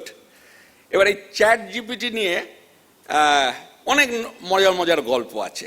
তবে আমার কতগুলো অভিজ্ঞতা আছে চ্যাট জিপিটি নিয়ে। আমি নিজে খুব একটা চ্যাট জিপিটি ব্যবহার করি না, হ্যাঁ, কিন্তু আমার ছাত্ররা করে প্রচুর পরিমাণে। তা আমি একজন মাস্টার স্টুডেন্টকে একদিন তার সঙ্গে কথা বলছিলাম। তাদের একটা পার্টিকুলার সাবজেক্ট পড়ানো হচ্ছে রিসেন্টলি, সে সাবজেক্ট একটু অ্যাডভান্স লেভেলের। তো ওরা যখন আন্ডার গ্র্যাজুয়েট পড়েছে সেটা খুব একটা ভালো শেখেনি, মানে তার যে বেসিকটা অতটা ভালো শেখানো হয়নি, সেটা আমি জানি। সেই জন্যই তাকে আমি জিজ্ঞেস করছিলাম যে তুমি পোস্ট গ্র্যাজুয়েটে এখন যে সাবজেক্টটা পড়ছো সেটা তো তুমি আগে খুব একটা ভালো জানতে না, তো তুমি অ্যাসাইনমেন্ট যে টিচাররা দিচ্ছে সেগুলো করতে পারছো ঠিকঠাক? বলে হ্যাঁ করতে পারছি। বলে যে আমি তখন একটা জিজ্ঞেস করলাম যে কি প্রশ্ন এসছে, সে একটা প্রশ্ন বললো আমাকে যে এই প্রশ্নটা দেওয়া হয়েছে। আমি বললাম এটা তুমি ঠিক ঠিক উত্তর লিখতে পারলে? না আমি পারিনি, চ্যাট জিপিটি করে দিল। আচ্ছা, এইবার আমি আরেকটু কিউরিয়াস হলাম, চ্যাট জিপিটি তাকে যে সলিউশনটা করে দিয়েছে সেটা কিন্তু 100% কারেক্ট, সে আমাকে সেটা শোনালো। সমস্যাটা হলো আমি তাকে স্টেপ বাই স্টেপ যখন সলিউশনটা আমাকে এক্সপ্লেন করতে বললাম, সেখানেই সমস্যাটা হলো। এই অতিরিক্ত ইউজ অফ এআই এর এটা একটা সমস্যা। এই যে চ্যাট জিপিটি সলিউশনটা করে দিয়েছে, চ্যাট জিপিটি কিন্তু ঠিক সলিউশনই করে দিয়েছে, সে ভুল করেনি জিনিসটাতে, ওকে। কিন্তু যে সেই সলিউশনটা সাবমিট করছে অ্যাসাইনমেন্টের জন্য সে কিন্তু সলিউশনটা শেখেনি বা বোঝেনি। এটা হচ্ছে এআই এর একটা সমস্যা, বা রাদার এআই যারা ইউজ করছে তাদের সমস্যা। কিন্তু এআই এর সমস্যা এবার একটা জিনিস আছে,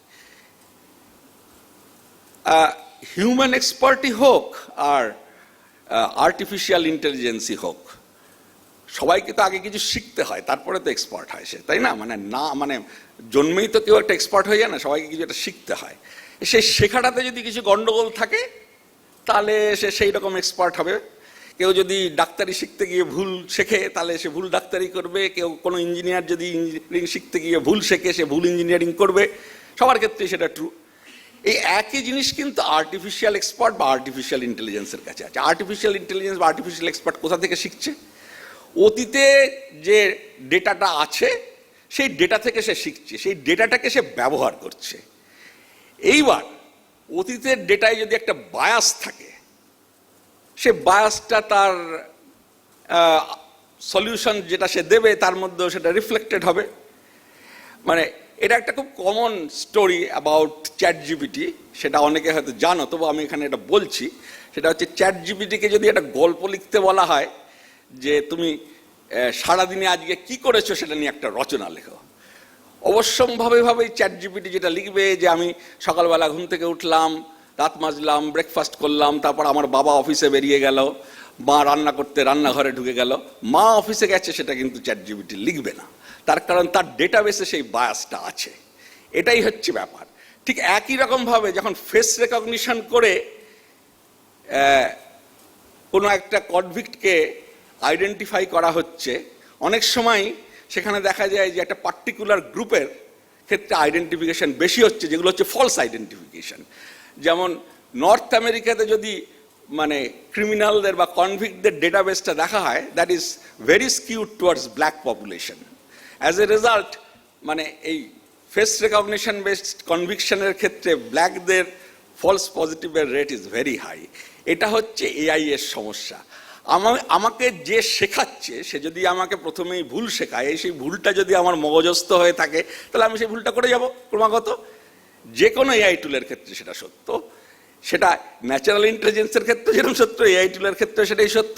তার কারণ হচ্ছে যে ডেটাটা সে ব্যবহার করছে সেই ডেটাটার মধ্যে একটা ত্রুটি রয়েছে বা বায়াস রয়েছে। আচ্ছা, আমার মনে হয় পরে আবার ফিরে আসা যাবে, আমি দু একটা ইন্টারেস্টিং উদাহরণ দিই।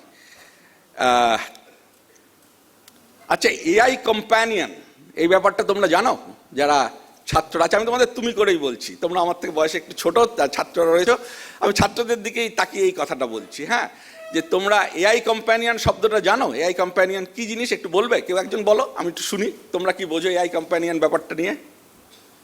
একটু বলো, যা বোঝো সেটাই বলো। বলো না, তুমি বলো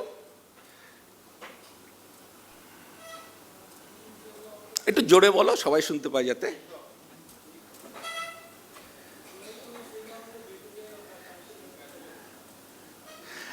না, এআই কম্প্যানিয়ন মানে ধরো এআই বন্ধু, এই ব্যাপারটা আমি জানতে চাইছি। মানে হ্যাঁ, তুমি বলো।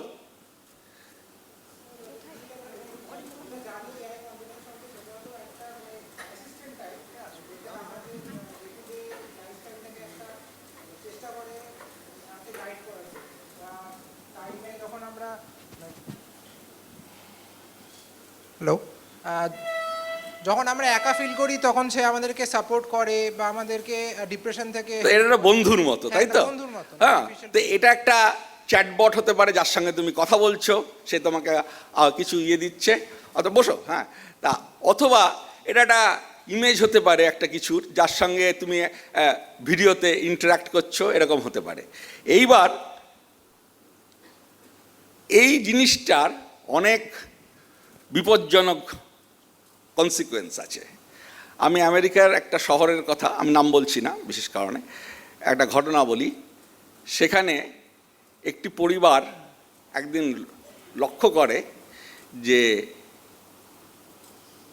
তাদের বাচ্চা ছেলেটি কিছু কাজকর্ম করছে যেটা মোটেই সমর্থনযোগ্য নয়। ওকে, সে এমন কিছু করছে যেটাকে সোজা কথা এক ধরনের ক্রাইম করছে সে এটা এরকম হতে পারে যে সে চুরি করছে বাবা মায়ের টাকা পয়সা, অথবা তাকে যেটা করতে বলা হচ্ছে সে কাজটা করছে না, ফাঁকি দিচ্ছে। আগে সে সেরকম ছিল না। এখন এটা কেন হচ্ছে, আস্তে আস্তে ইনভেস্টিগেট করতে গিয়ে যেটা বেরোচ্ছে সেটা হচ্ছে এইরকম একটা ব্যাপার।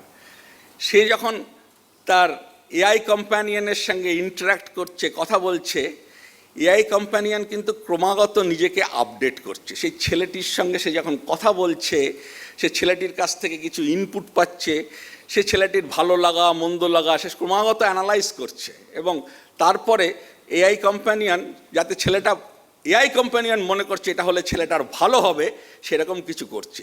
এর ফলস্বরূপ কী হচ্ছে, ছেলেটার কিছু পছন্দ অপছন্দ অটোমেটিক্যালি তার মধ্যে তৈরি হচ্ছে। এইবার ছেলেটা হয়তো মোবাইল ফোন নিয়ে সারাদিন খেলা করতে খুব ভালোবাসে, নানা জিনিস দেখতে, এবং সেগুলো হয়তো অনেক কিছু হয়তো খুব ভালো কিছু নয়। তো এই জিনিসটা তাকে বাবা মা বাধা দেয়, এটা নিয়ে তার একটা ক্ষোভ আছে। সে তার কম্প্যানিয়নকে সেটা জানাচ্ছে, কম্প্যানিয়নকে বলছে যে আমি এটা করতে চাই কিন্তু আমার বাবা মা এটাকে করতে দেয় না। ওকে, এবং এআই কম্প্যানিয়ন খুব সিম্প্যাথেটিক। এআই কম্প্যানিয়নের কাজ কিন্তু তাকে ভালো রাখা। ওকে, কাজেই তাকে ভালো রাখার জন্য সে তখন এমন কিছু কাজ তাকে করতে এনকারেজ করছে যেটা তার করা উচিত নয়, এবং এটা থেকে কিন্তু একটা ঘোরতর সমস্যা তৈরি হতে পারে। নর্থ আমেরিকার বেশ কিছু শহরে এটা নিয়ে এমন সমস্যা হয়েছে যে পরিবারের লোকেরা তখন লোকাল সেনেটর কংগ্রেসম্যানদের কাছে গেছে, এবং তারপরে কিছু এআই কোম্পানির বিরুদ্ধে মামলা হয়েছে। তারা যে এআই কোম্পানিয়ন টুলগুলো সেল করতো সেগুলো বন্ধ করার চেষ্টা হয়েছে। এটা হচ্ছে একটা খুব ভয়ঙ্কর সোশ্যাল খারাপ দিক এআই এর। এটা বলি আমি আজ এই মুহূর্তে শেষ করছি, পরে আবার হয়তো আমরা ফিরে আসবো আলোচনাতে।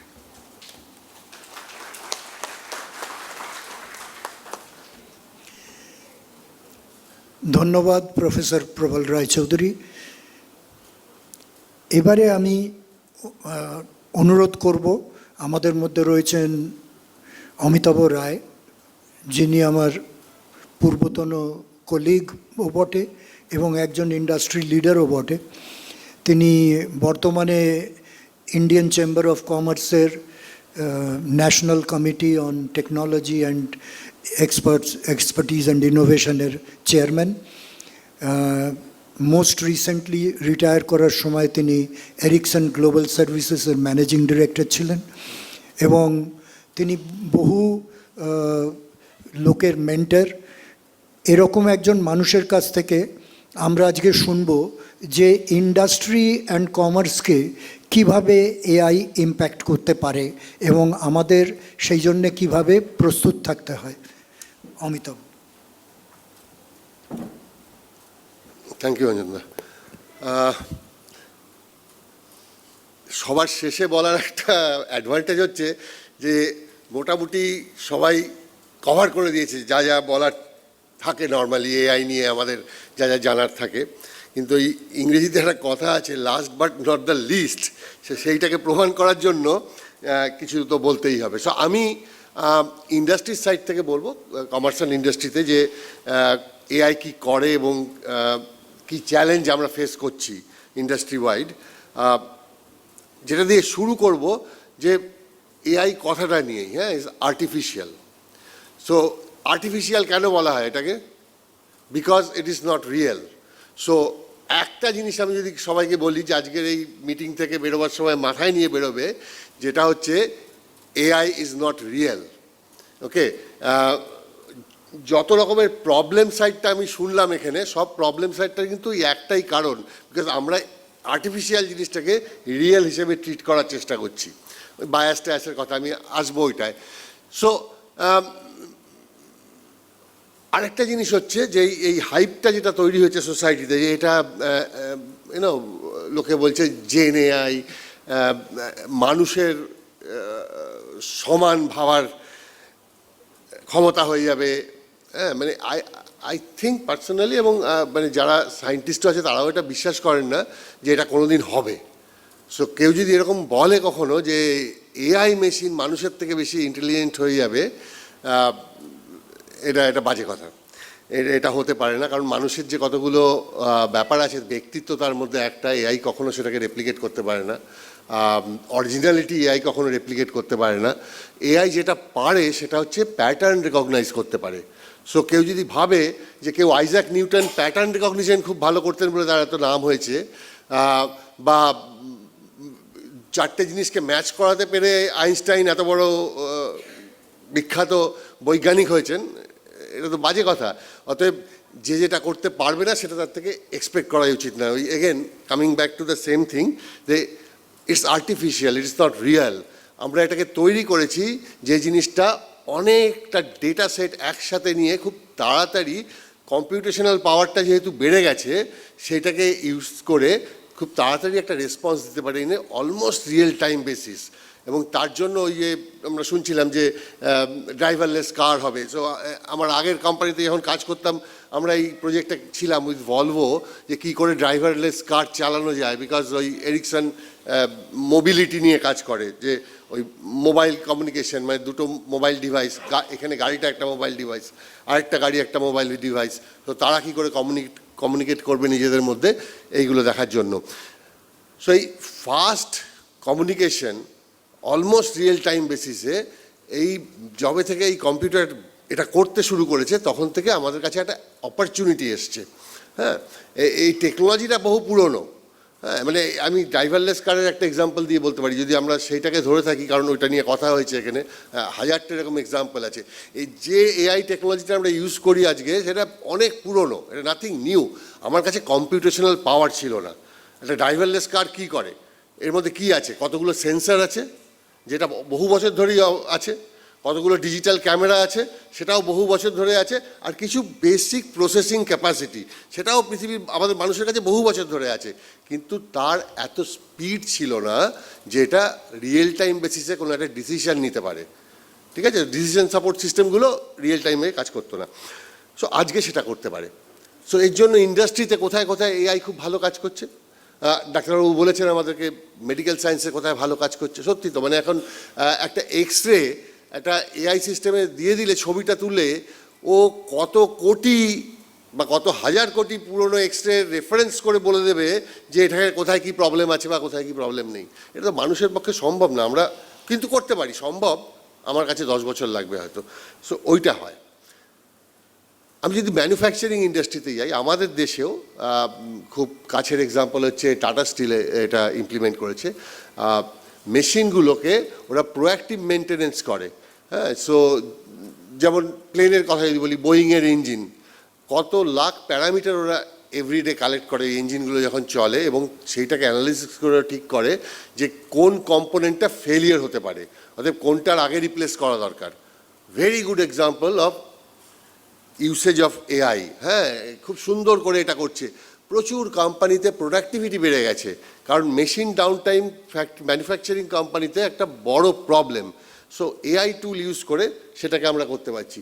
আচ্ছা, আমাদের ডেইলি লাইফে কোথায় আমরা এআই ইউজ করছি? সো কনজিউমার প্রোডাক্ট কোম্পানিগুলো, তারা প্রচণ্ড রকমের এআই টুল ইউজ করে। মানে একটা কেউ যদি আমরা সার্চ করে একটা কিছু দেখি কম্পিউটারে, তারপরে যদি আমরা অ্যামাজনে যাই, দেখবো যে অ্যামাজন প্রচণ্ড রকমেরভাবে ওই প্রোডাক্টগুলোকে দিতে শুরু করেছে। ইনফ্যাক্ট আমি বলছি, অ্যান্ড আই ডোন্ট নো এটা এক্সপিরিয়েন্স করেছো কি না, আমার তো হয়েছে, অনেকেরই হয়েছে। বাড়ির মধ্যে হয়তো একটা কোনো প্রোডাক্ট নিয়ে কারোর সাথে আলোচনা হচ্ছে যে আমি এইটা কিনতে চাই, ভাবছি কিনবো, কোনটা ভালো, and you go to any tool যেখানে কেনা যায়, দেখবে ওই প্রোডাক্টটা নিয়েও অ্যাডভার্টাইজমেন্ট দিচ্ছে বা বলতে শুরু করেছে। সো বি রেস্ট অ্যাসিওর্ড যে ওই ফোনটা যদি অফও থাকে, মানে সাইলেন্টও থাকে, ইউজ করছি না, ও কিন্তু শুনছে, এবং শুনেও রিপোর্ট করছে এবং ডেটাবেসে দিচ্ছে। এটা একটা এথিক্যাল প্রবলেম, এটা কেউ স্বীকার করে না। যাদের বাড়িতে ওই অ্যালেক্সা আছে বা গুগল পডগুলো আছে, is continuously listening what you are saying, and ওরা ওটাকে ইউজ করছে ওই ডেটাটাকে নিয়ে, যে কী করে ওদের ওই ল্যাঙ্গুয়েজ ট্রেন করা যায়। হ্যাঁ, অ্যান্ড ওইগুলোকে ওরা সেল করে। So data has become the new oil, as we all know, যে ডেটা বিক্রি করে প্রচুর টাকা লাভ হচ্ছে প্রত্যেকটা কোম্পানির। আর ওটার একটা প্রবলেমও হচ্ছে, সারাক্ষণ ফোন আসছে যে এ ফোন করছে, ও ফোন করছে, আপনি এইটা কিনবেন কি ওইটা কিনবেন। But consumer company are one of the biggest beneficiary আমাদের এআই এর জন্য। পার্সোনালাইজড করে দিচ্ছে যে আমি কি চাই, এতে আমাদেরও সময় বাঁচছে, ওরাও অনেক প্রোডাক্ট পজিশনিংটা ভালোভাবে করছে। তাছাড়াও রিসার্চের কাজে ইউজ করছে। হ্যাঁ, আগামী দিনে এরকম হবে যে রিটেল স্টোরে গিয়ে আমরা আর ওই এখন যেমন জামা কাপড় ট্রাই করতে হয় যে আমাকে ভালো দেখাচ্ছে কি না, আমার আর সেটা করার দরকার হবে না, এআই আমাদের টুলের থ্রুতে করে দেবে। হ্যাঁ, মানে আমি বলবো আমি এই জামাটা ট্রাই করে দেখতে চাই, ছবিতেই করে দেবে, ফিটিং কি হচ্ছে ওর ছবিতেই করে দেবে। সো এইখানে তো কনজিউমার কোম্পানিগুলোর খুব লাভ হচ্ছে, তো সেইটা আমরা বেনিফিট পাচ্ছি।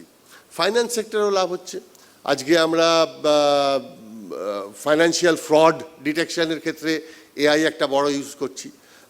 কাউকে ওই ক্রেডিট দেওয়া হবে কি না, মাস্টারমশাই বললেন আমার আগে, যে সেইটাকে আমরা চেক করি থ্রু এআই। এতে প্রবলেম আছে with bias and all, but এইগুলোর ক্ষেত্রে ইউজ হচ্ছে। So almost every industry in the legal side also usage হচ্ছে। কিন্তু আমরা একটা এন্টারপ্রাইজ লেভেলে এআইটাকে যেভাবে দেখতে চাই সেটা চ্যাট জিপিটি নয়। কালকে আমার ছেলের সঙ্গে আমার তর্ক হচ্ছিল, বললো ঠিক আছে তুমি এটা কথাটা ইউজ করতে পারো যদি you want to grab interest from your audience, but I don't agree. I said that AI বলতে আমরা যেটা বুঝি, AI is showing us monkey tricks. Monkey tricks কি? বাঁদরকে আমি ছোলা ছুড়বো আর বাঁদর নেচে দেখাবে আমাকে। আমরা আজকে যেটা এআই বলতে জানি সেটা হচ্ছে ওইটা, মানে রিয়েল সেন্স আমরা যেটাকে ভাবি এআই, ওই ChatGPT and all those tools, that is nothing, that is no intelligence in this. এর প্রবলেমটা দুটো জায়গায় আছে। একটা বড় প্রবলেম হচ্ছে এই জন্য একটা এন্টারপ্রাইজ লেভেল, ম্যাকেনজির কথা উঠেছিল, ম্যাকেনজির কথা বলি, ওরা একটা স্টাডি করেছিল গত বছরে, তাতে বলেছে অ্যাবাউট 90% কোম্পানি তারা কোনো সিরিয়াস এআই ইমপ্লিমেন্ট করতে পারেনি এখনও, দো everybody is very interested at a board level যে আমরা একটা এআই করব। হ্যাঁ, আমাদের কোম্পানির প্রোডাক্টিভিটিতে এটা আরও বেটার গেইন আনবে, আমাদের প্রফিটেবিলিটিতে গেইন আনবে, কিন্তু করতে পারেনি। এর কারণটা হচ্ছে যে it is not authentic. Again ওই আর্টিফিশিয়াল ব্যাপারটা এসে গেছে, রিয়েল না এখনও। হ্যাঁ, so there is no accountability. ঠিক আছে, আপনি বলছিলেন যে ম্যাকেনজি বলেছে আমার এত হাজার লোকের মধ্যে এত হাজার বট আছে। খুব ভালো কথা। এখান থেকে 2 কিলোমিটার দূরে one of the big 4 companies গত বছর সুড হয়েছে অস্ট্রেলিয়াতে, ফাইন দিতে হয়েছে কারণ তার বট তাকে ভুল ডেটা দিয়েছে, সে ইউজ করে সেইটা নিয়ে গিয়ে ক্লায়েন্টকে বোঝাতে গেছিল, ধরা পড়ে গেছে, ফাইন হয়ে গেছে।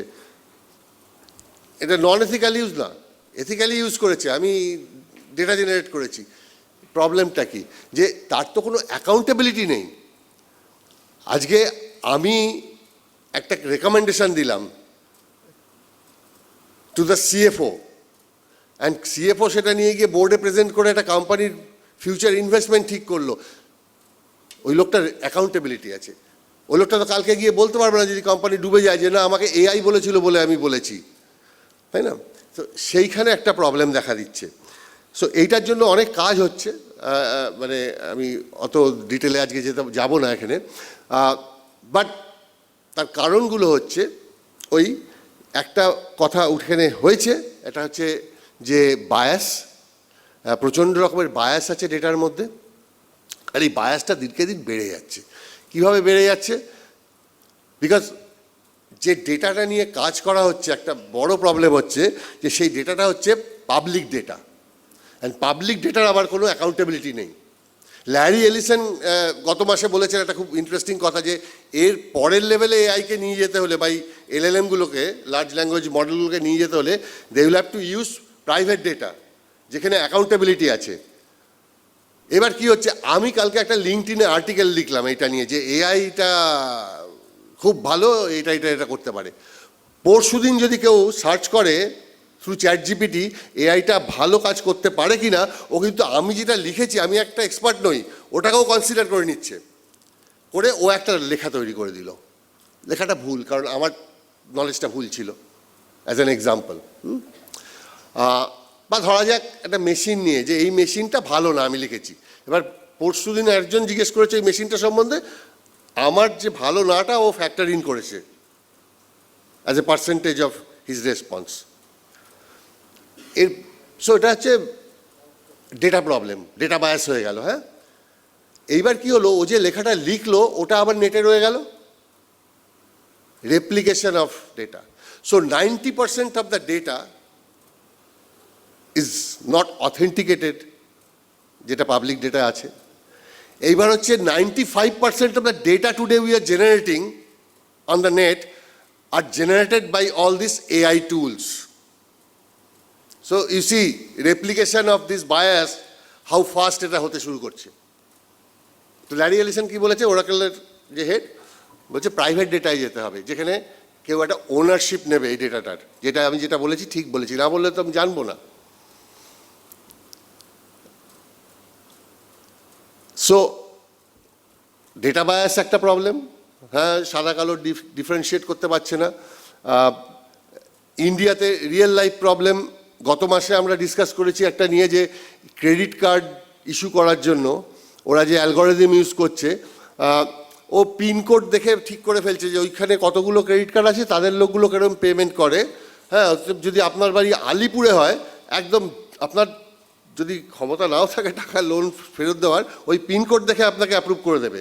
আর আপনার যদি খুব ভালো স্ট্যান্ডিং থাকে, ক্রেডিট ব্যালেন্স বা ক্রেডিট রেটিং থাকে, তাও হয়তো আপনাকে অ্যাপ্রুভ করবে না, আপনি যদি কোনো মফস্বলের বা কোনো গ্রামের পিনকোড ইউজ করে থাকেন। ডেটা বায়াস, এইটা থেকে বেরোতে হবে। এইটার থেকে বড় প্রবলেম হচ্ছে, যেটা আমি ছোট ভাই বোনদের বলতে চাই, হচ্ছে হ্যালুসিনেশন প্রবলেম। এইটা একটা অদ্ভুত ব্যাপার। এই যে AI সিস্টেমগুলো না, এই চ্যাট জিপিটি বিশেষ করে, মানে there are some of them are better, some of them are not so good. Chat GPT is not so গুডের পাল্লায় পড়ে।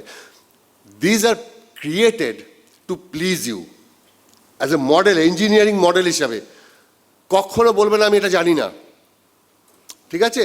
কখনো বলবে না ইফ ইউ চ্যালেঞ্জ দ্যাট, না you are telling me something wrong, from my experience I think, না আমি যেটা বলছি সেটা ঠিক, তোমারটা ভুল। হ্যালুসিনেট করে। কীভাবে হ্যালুসিনেট করে? এই যে আমি এক্সাম্পলটা দিলাম একটু আগে, এই যে কনসাল্টিং কোম্পানি ইউজ করেছে, যাদের বিশাল অফিস আছে আমাদের এখানে, বিগ 4 কোম্পানি, তারা একটা রিপোর্ট তৈরি করতে বলেছিল। সেই রিপোর্টটা তৈরি করতে গিয়ে তার যে জাস্টিফিকেশানগুলো দেবে, সেই জাস্টিফিকেশানগুলো পুরো ওই ওই চ্যাট জিপিটি বানিয়ে নিয়েছে, সব মিথ্যে কথা। আমেরিকা একটা ল কেস হয়েছে রিসেন্টলি, ল ফার্ম ওই তৈরি করতে বলেছে জাস্টিফিকেশন, যে দেখো এই হচ্ছে কেস রিডিং, কিছু একটা তৈরি করো। ও একটা তৈরি করে দিয়ে দিয়েছে, এবং সেখানে জজের নাম দিয়েছে, কেস নাম্বার দিয়েছে, এবং বলেছে এই কেসের এই পিটিশনের এগেনস্টে এই রায় হয়েছে বলে ছাপিয়ে দিয়েছে। সেটা গিয়ে উকিল কোর্টে জমা দিয়ে দিয়েছে, ধরা পড়ে গেছে যে এটা হ্যালুসিনেট করেছে সিস্টেম। কোনো দিন বলবে না যে আমি এটা জানি না বা করতে পারবো না। আমি যদি না জানি, আমি বানিয়ে নেবো data. So it is dangerous again. So ওই যে আমি বললাম প্রথমেই, যে remember it is artificial, it's not real. It works based on certain pattern recognition thing and based on the datas are basically the patterns. So we'll have to be careful. So এটা কি করে করা যায় enterprise লেভেলে? So অনেকগুলো example দিলাম যে এখানে খুব ভালো কাজ করছে AI। আবার কেন যে একদম রিয়েল লাইফ ইম্প্যাক্ট যেটা করার দরকার এন্টারপ্রাইজ লেভেলে কোম্পানিগুলোর মধ্যে, সেটা করতে পারছে না, বিকজ এখনও ওই ট্রাস্ট জিনিসটা তৈরি হয়নি। If AI is lacking something today, that is called trust. Can I trust you? কেউ একজন ডাক্তারবাবুর কাছে যাবেন, তো first thing is the trust. I can trust you with my life. কেউ একজন উকিলের কাছে যাবেন, I can trust you or not. দোকানে খাবার কিনতে গেলে আমরা দেখি এই সার্টিফিকেশন আছে কিনা, জিনিস কিনতে গেলে দেখি ওই সার্টিফিকেশন আছে কিনা। Is it trust? This things are created as, again professor বলেছেন আমার আগে, যে ব্ল্যাক বক্স হিসাবে। আমি এদিক দিয়ে ইনপুট ঢোকাবো, ওদিক দিয়ে আউটপুট বেরোবে। Who is auditing your algorithm? So there are some work which is called AI validation. এই কাজটা শুরু হয়েছে। I think কাউকে এটা বলতে হবে, 2 things. একটা হচ্ছে অ্যাজ এ কন্টিনিউয়াস প্রসেস, যে এআই টুলগুলো কিন্তু এটাকে ব্ল্যাক বক্স রেখে দেবে. So there will be some other organization who will come up with tools, who will break that black box because they don't want to show their algorithm, they don't want to show you their data, how they have arrived at the solution, right? So I think the next piece of work, which will be very, very important, সেটা হচ্ছে এই validation methodology, validation tools, এগুলো নিয়ে কাজ হচ্ছে. আমাদের এই কলকাতাতেও হচ্ছে খুব ছোটোভাবে. আমি একটা অর্গানাইজেশনের সঙ্গে অ্যাসোসিয়েট এখন, যে যারা এটা করার চেষ্টা করছে. It's not easy, it's difficult, but এইটা করতে হবে. এইটা না করতে পারলে, যতক্ষণ না ট্রাস্ট জিনিসটাকে আনা যাবে এর মধ্যে, ততক্ষণ এর ওপরে স্কেল করা will be difficult. So AI is good, definitely. Technology for গুডে যদি কিছু জিনিসের নাম প্রথমে আসে, সেটার মধ্যে এআই একটা আসবে. এই প্রত্যেকটা প্রফেশনাল লোকদের হেল্প করছে ডেটা দিয়ে. হাউএভার, আমরা এখনও ওই জায়গায় পৌঁছইনি যেখানে যে কোনো একটা ডিসিশন এআই থেকে এলে we can say that yes we trust it. So AI is real in a sense that আমরা এটা ইউজ করছি today. It has its own problem, যেটা ডেটা বায়াস এবং হ্যালুসিনেশন. এই দুটোকে ফিক্স করে আই থিঙ্ক ইন্ডাস্ট্রির নেক্সট 10-12 বছরে দেখবো আমরা অনেক জায়গায় এগিয়ে যাচ্ছে. বাট কতগুলো জিনিস মনে রাখতে হবে, যে AI is never ever going to replace human. IBM, আমার পুরনো কোম্পানি, ট্রাইড 400 লোককে ছাড়িয়ে দিয়েছিল HR থেকে, তাদেরকে আবার রিহায়ার করতে হয়েছে. ইট ক্যানট মিমিক আর ইট ক্যানট শো, ডাক্তারবাবু বলেছেন, এমপ্যাথি, ভেরি ভেরি ইম্পর্টেন্ট. আপনি যদি HR-এ কাজ করেন,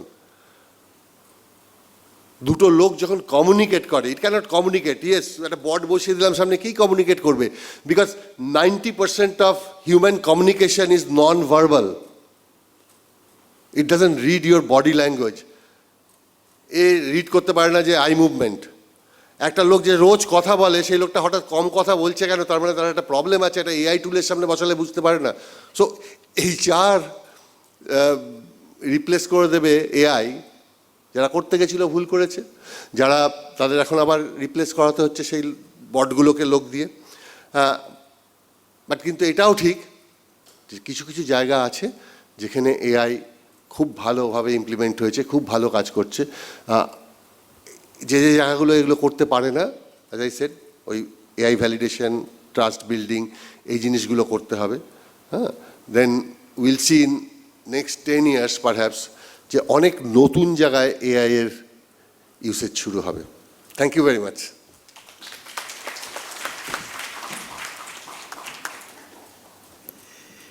খুব ঠিক এই এআই বায়াসের কথা আমরা তো রোজই দেখি.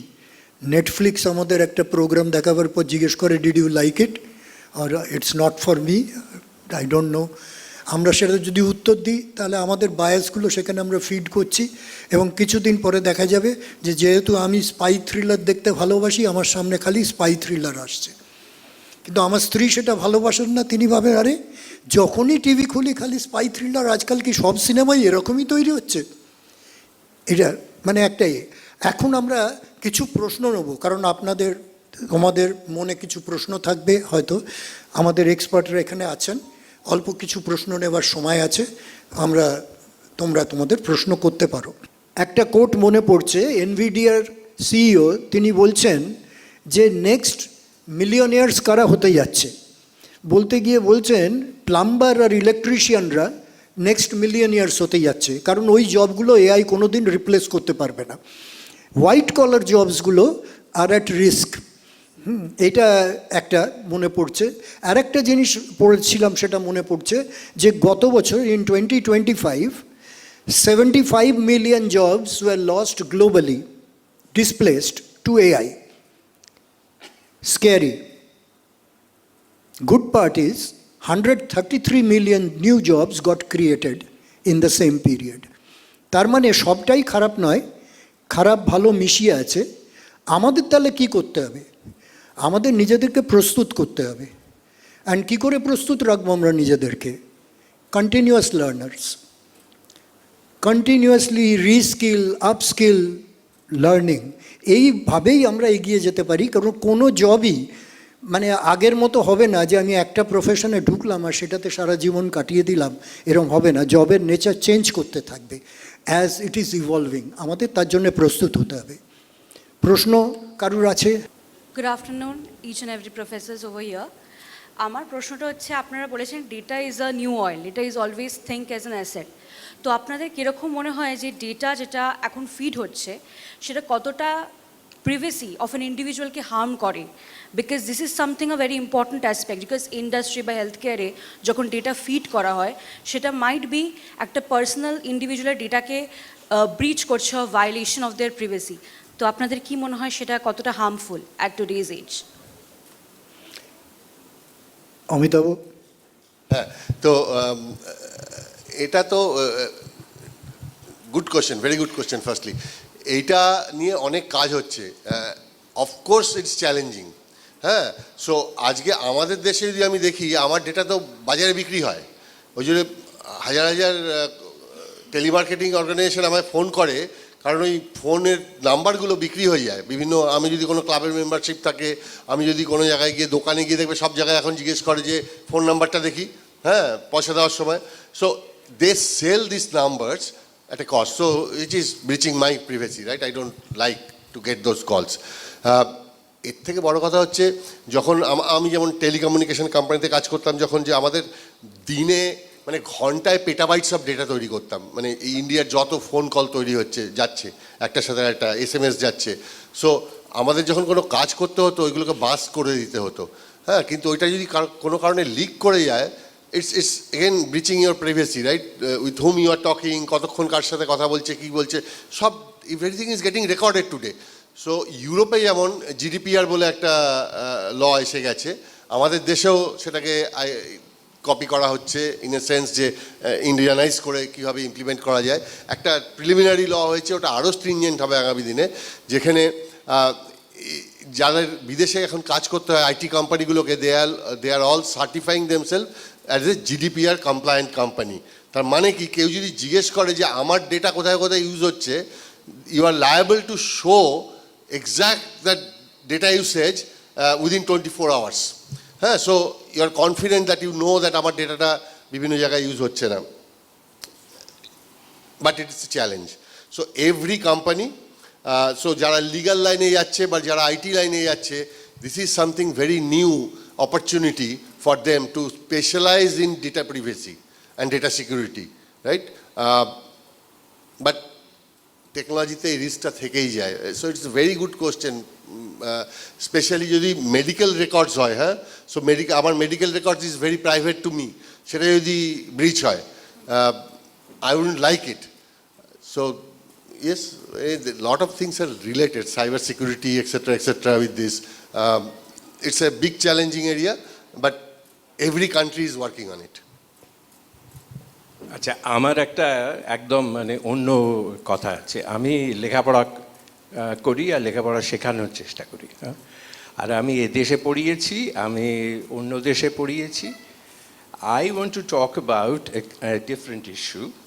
সেটা হচ্ছে, why are you addicted to AI?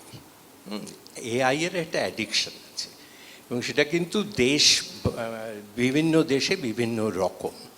So one thing I'll tell you, that if I give a lecture in, say, Chicago, and by the time I have ended, there are 17 hands raised for a question. None of you will ask a question, unless the first one, and you, thankfully, have broken the first barrier. Everybody has a question. Now, why don't they ask? The reason is a socialization problem. You do not want other people to know what you didn't understand. So you want to make your ignorance private.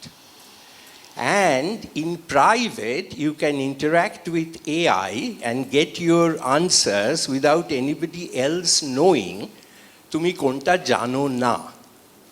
তোমার বন্ধুরা বলবে না, আরে তুই কি বোকা রে, তুই এরকম একটা প্রশ্ন করলি। That is not the case. The case is that all of your friends do not know what you are asking, they are just more cowardly. So আমাদের এই যে অ্যাডিকশনের প্রবলেমটা আমাদের দেশে আরও বেশি severe because of our social reasons. You know, if you grew up in some place like New York, you will be very eager to come up with the first question, because then you are lauded for being the most courageous. Here, the most cowardly is considered to be most knowledgeable.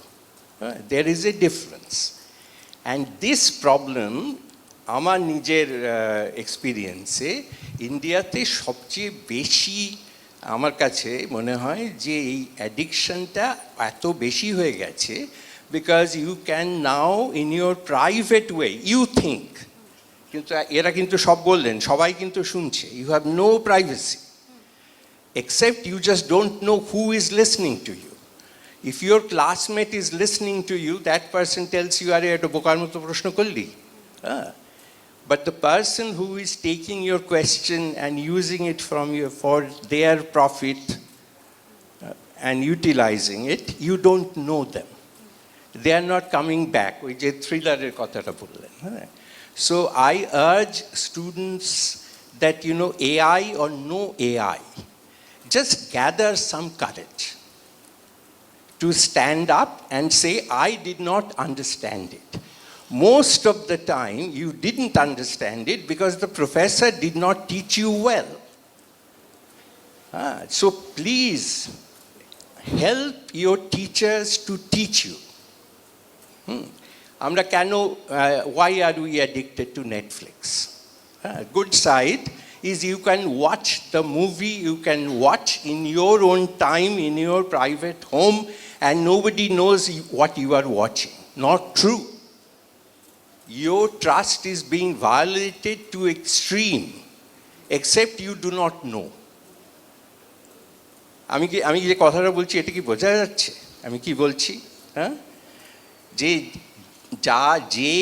যার কাছ থেকে তোমার চক্ষু লজ্জা, এই জন্যেই যে তার চক্ষু তোমার চক্ষুর সঙ্গে মেলে। যার সঙ্গে তোমার চক্ষু লজ্জা নেই সে তোমাকে চেনে, কিন্তু তুমি তাকে চেনো না। সেই জন্যে তোমার মনে হচ্ছে তোমার একটা প্রাইভেসি আছে, নেই কিন্তু ভাই। So just understand that your human interactions are extremely crucial. আরেকটা কথা বলি, you look at my hair, it's all white, right? At one time it was all black. So I was there. There was a time, long time ago. So why do I have an advantage? You haven't yet have gray hair. But I have been to, you know, what you are. So what I'm telling you, আমি যেটা বলছি সেটা একটু মানে মন দিয়ে you will listen, because it's extremely frustrating that you teach a class and you get no feedback. ইনি বললেন ফিডব্যাকের কথা, ইনি বললেন ফিডব্যাকের কথা। I get no feedback. আমরা বয়স্ক লোকেরা বলি, আরে নেটফ্লিক্স দেখে হবেটা কি? একটা হলে গিয়ে প্রিয়া সিনেমাতে ব্যাটল অফ আলজিয়ার্স দেখুন, অভিজ্ঞতাটা কি? সেটা তো বাড়িতে হবে না। একটা 500 লোক একটা জিনিসকে অ্যাপ্রিসিয়েট করার যে অভিজ্ঞতা, সেটা কোনো দিন নেটফ্লিক্সে হবে না। কিন্তু তোমার প্রাইভেসি আছে। But Netflix is going to feed you more and more of Battle of Algiers if you like that. The rest will be junk, nothing like Battle of Algiers.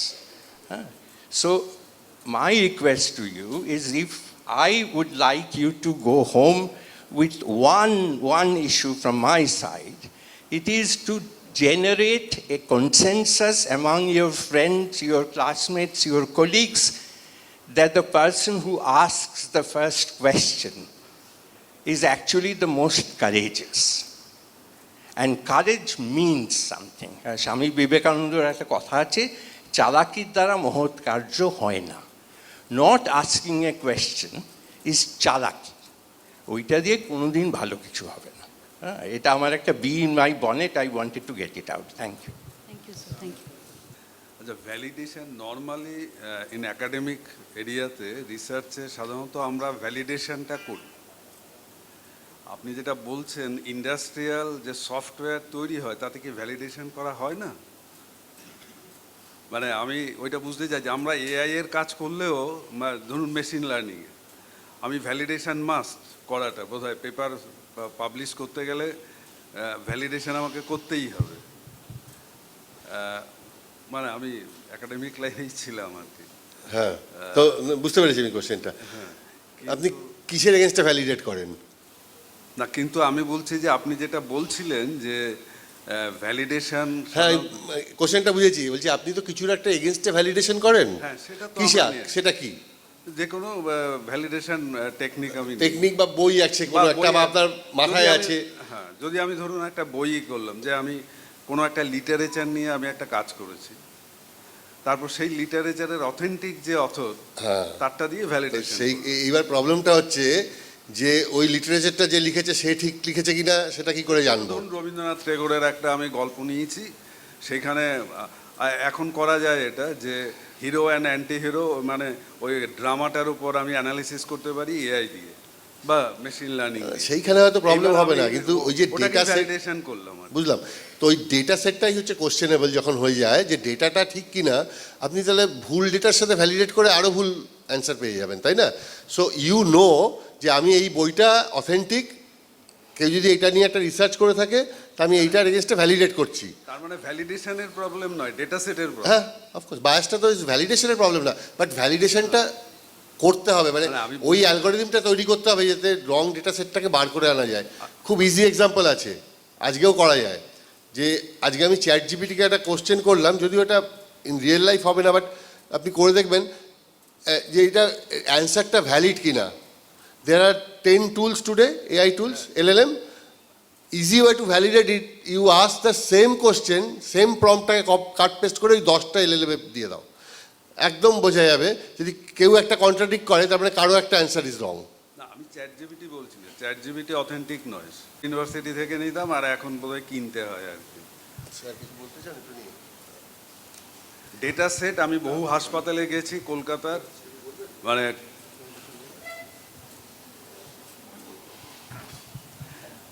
না, আমি এখানে বলছি যে এই ডিসিশনটা হতে পারে যে হাসপাতালগুলোতে যারা মানে ডেটা সেট সেইভাবে তৈরি করা যায় কিনা। ডেটা সেট মানে কিন্তু ডেটা নয়, প্রেসক্রিপশন নয়।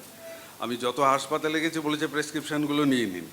ডেটা সেটের সঙ্গে প্রেসক্রিপশনের ডিফারেন্স আছে, আমি অ্যাট্রিবিউট দিই ডেটা সেটে।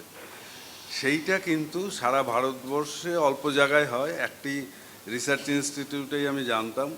নর্মালি কলকাতাতে আমি খুঁজে পাইনি, মানে কেউ ডেটা সেট তৈরি করে না। সেই উদ্যোগটা নেওয়া যায় কিনা আর কি, যারা এখানে মেডিকেল সায়েন্সের আছে। কারণ আমাদের যা এই যে ডিসিশনগুলো বলছেন, এই ডিসিশনগুলো আমরা কাজ করেছি এর উপরে, সবগুলো ইউএসএর ডেটা সেট থেকে নিয়েছি। আর ওদের ডিসিশনটাই ওদের মতো করে ডিসিশন হচ্ছে আর কি, আমার বক্তব্যটাই। হ্যাঁ, না না, সেটা এথিক্যাল কমিটি আছে প্রত্যেক জায়গায়, ইউনিভার্সিটি অ্যান্ড হাসপাতালে। সেগুলো করে একটা উদ্যোগ যদি নেওয়া যায়, এইরকম একটা আলোচনা হলে বেশ ভালো হয় আর কি। তাতে আমাদের এখানে যারা কাজকর্ম করে, ধরুন অনেকেই আমাদের এই এতগুলো আইএসআইও আছে, আমাদের ইউনিভার্সিটিগুলো আছে, কাজ করছে, তাহলে আমাদের মতো করে কিছু একটা ডিসিশন, ওই যে ডিসিশন মেকিং কথাটা বলছেন আর কি, সেটা আমাদের মতো হবে। ধরুন ক্যান্সার ডিজিজ, লিভার ডিজিজ, সেগুলোর প্রেডিকশনটা ভুল হয়ে যায় অনেক সময়। থ্যাংক ইউ, ধন্যবাদ।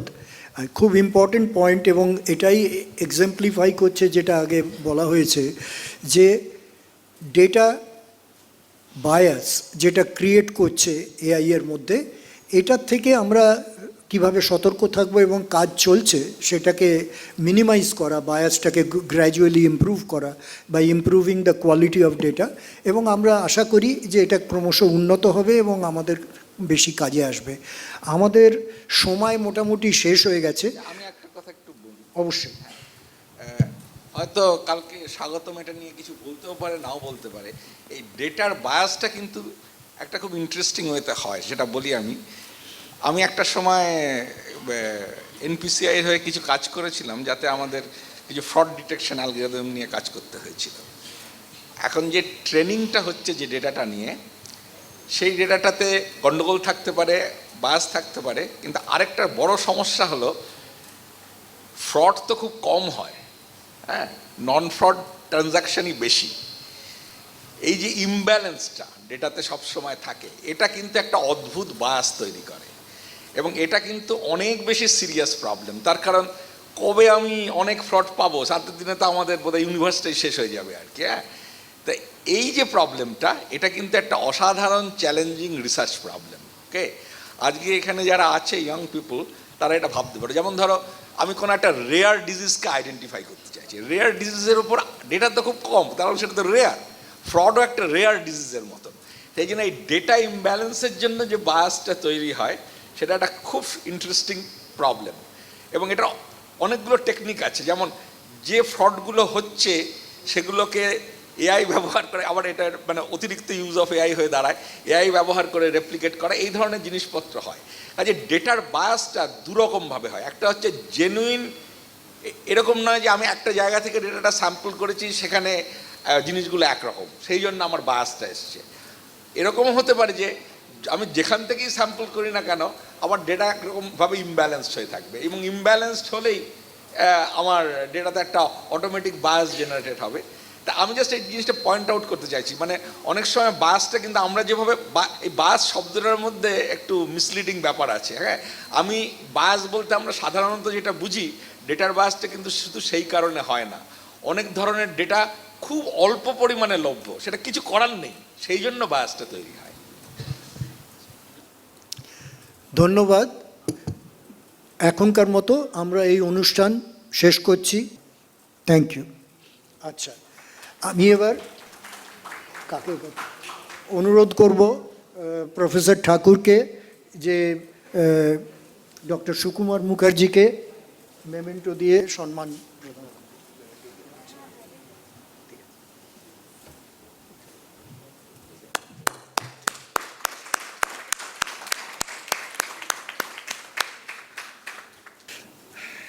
এবারে আমরা প্রফেসর সব্যসাচী ভট্টাচার্যকে সম্মান প্রদান করছি মেমেন্টো।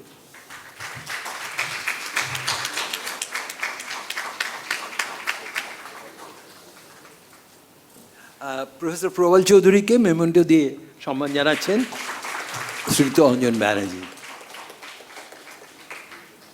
শ্রীযুক্ত অমৃতব রায়কে মেমেন্টো দিয়ে সম্মান জানাচ্ছেন শ্রীযুক্ত অঞ্জন ব্যানার্জি। আজকের সঞ্চালক শ্রীযুক্ত অঞ্জন ব্যানার্জিকে সম্মান প্রদান করা হবে।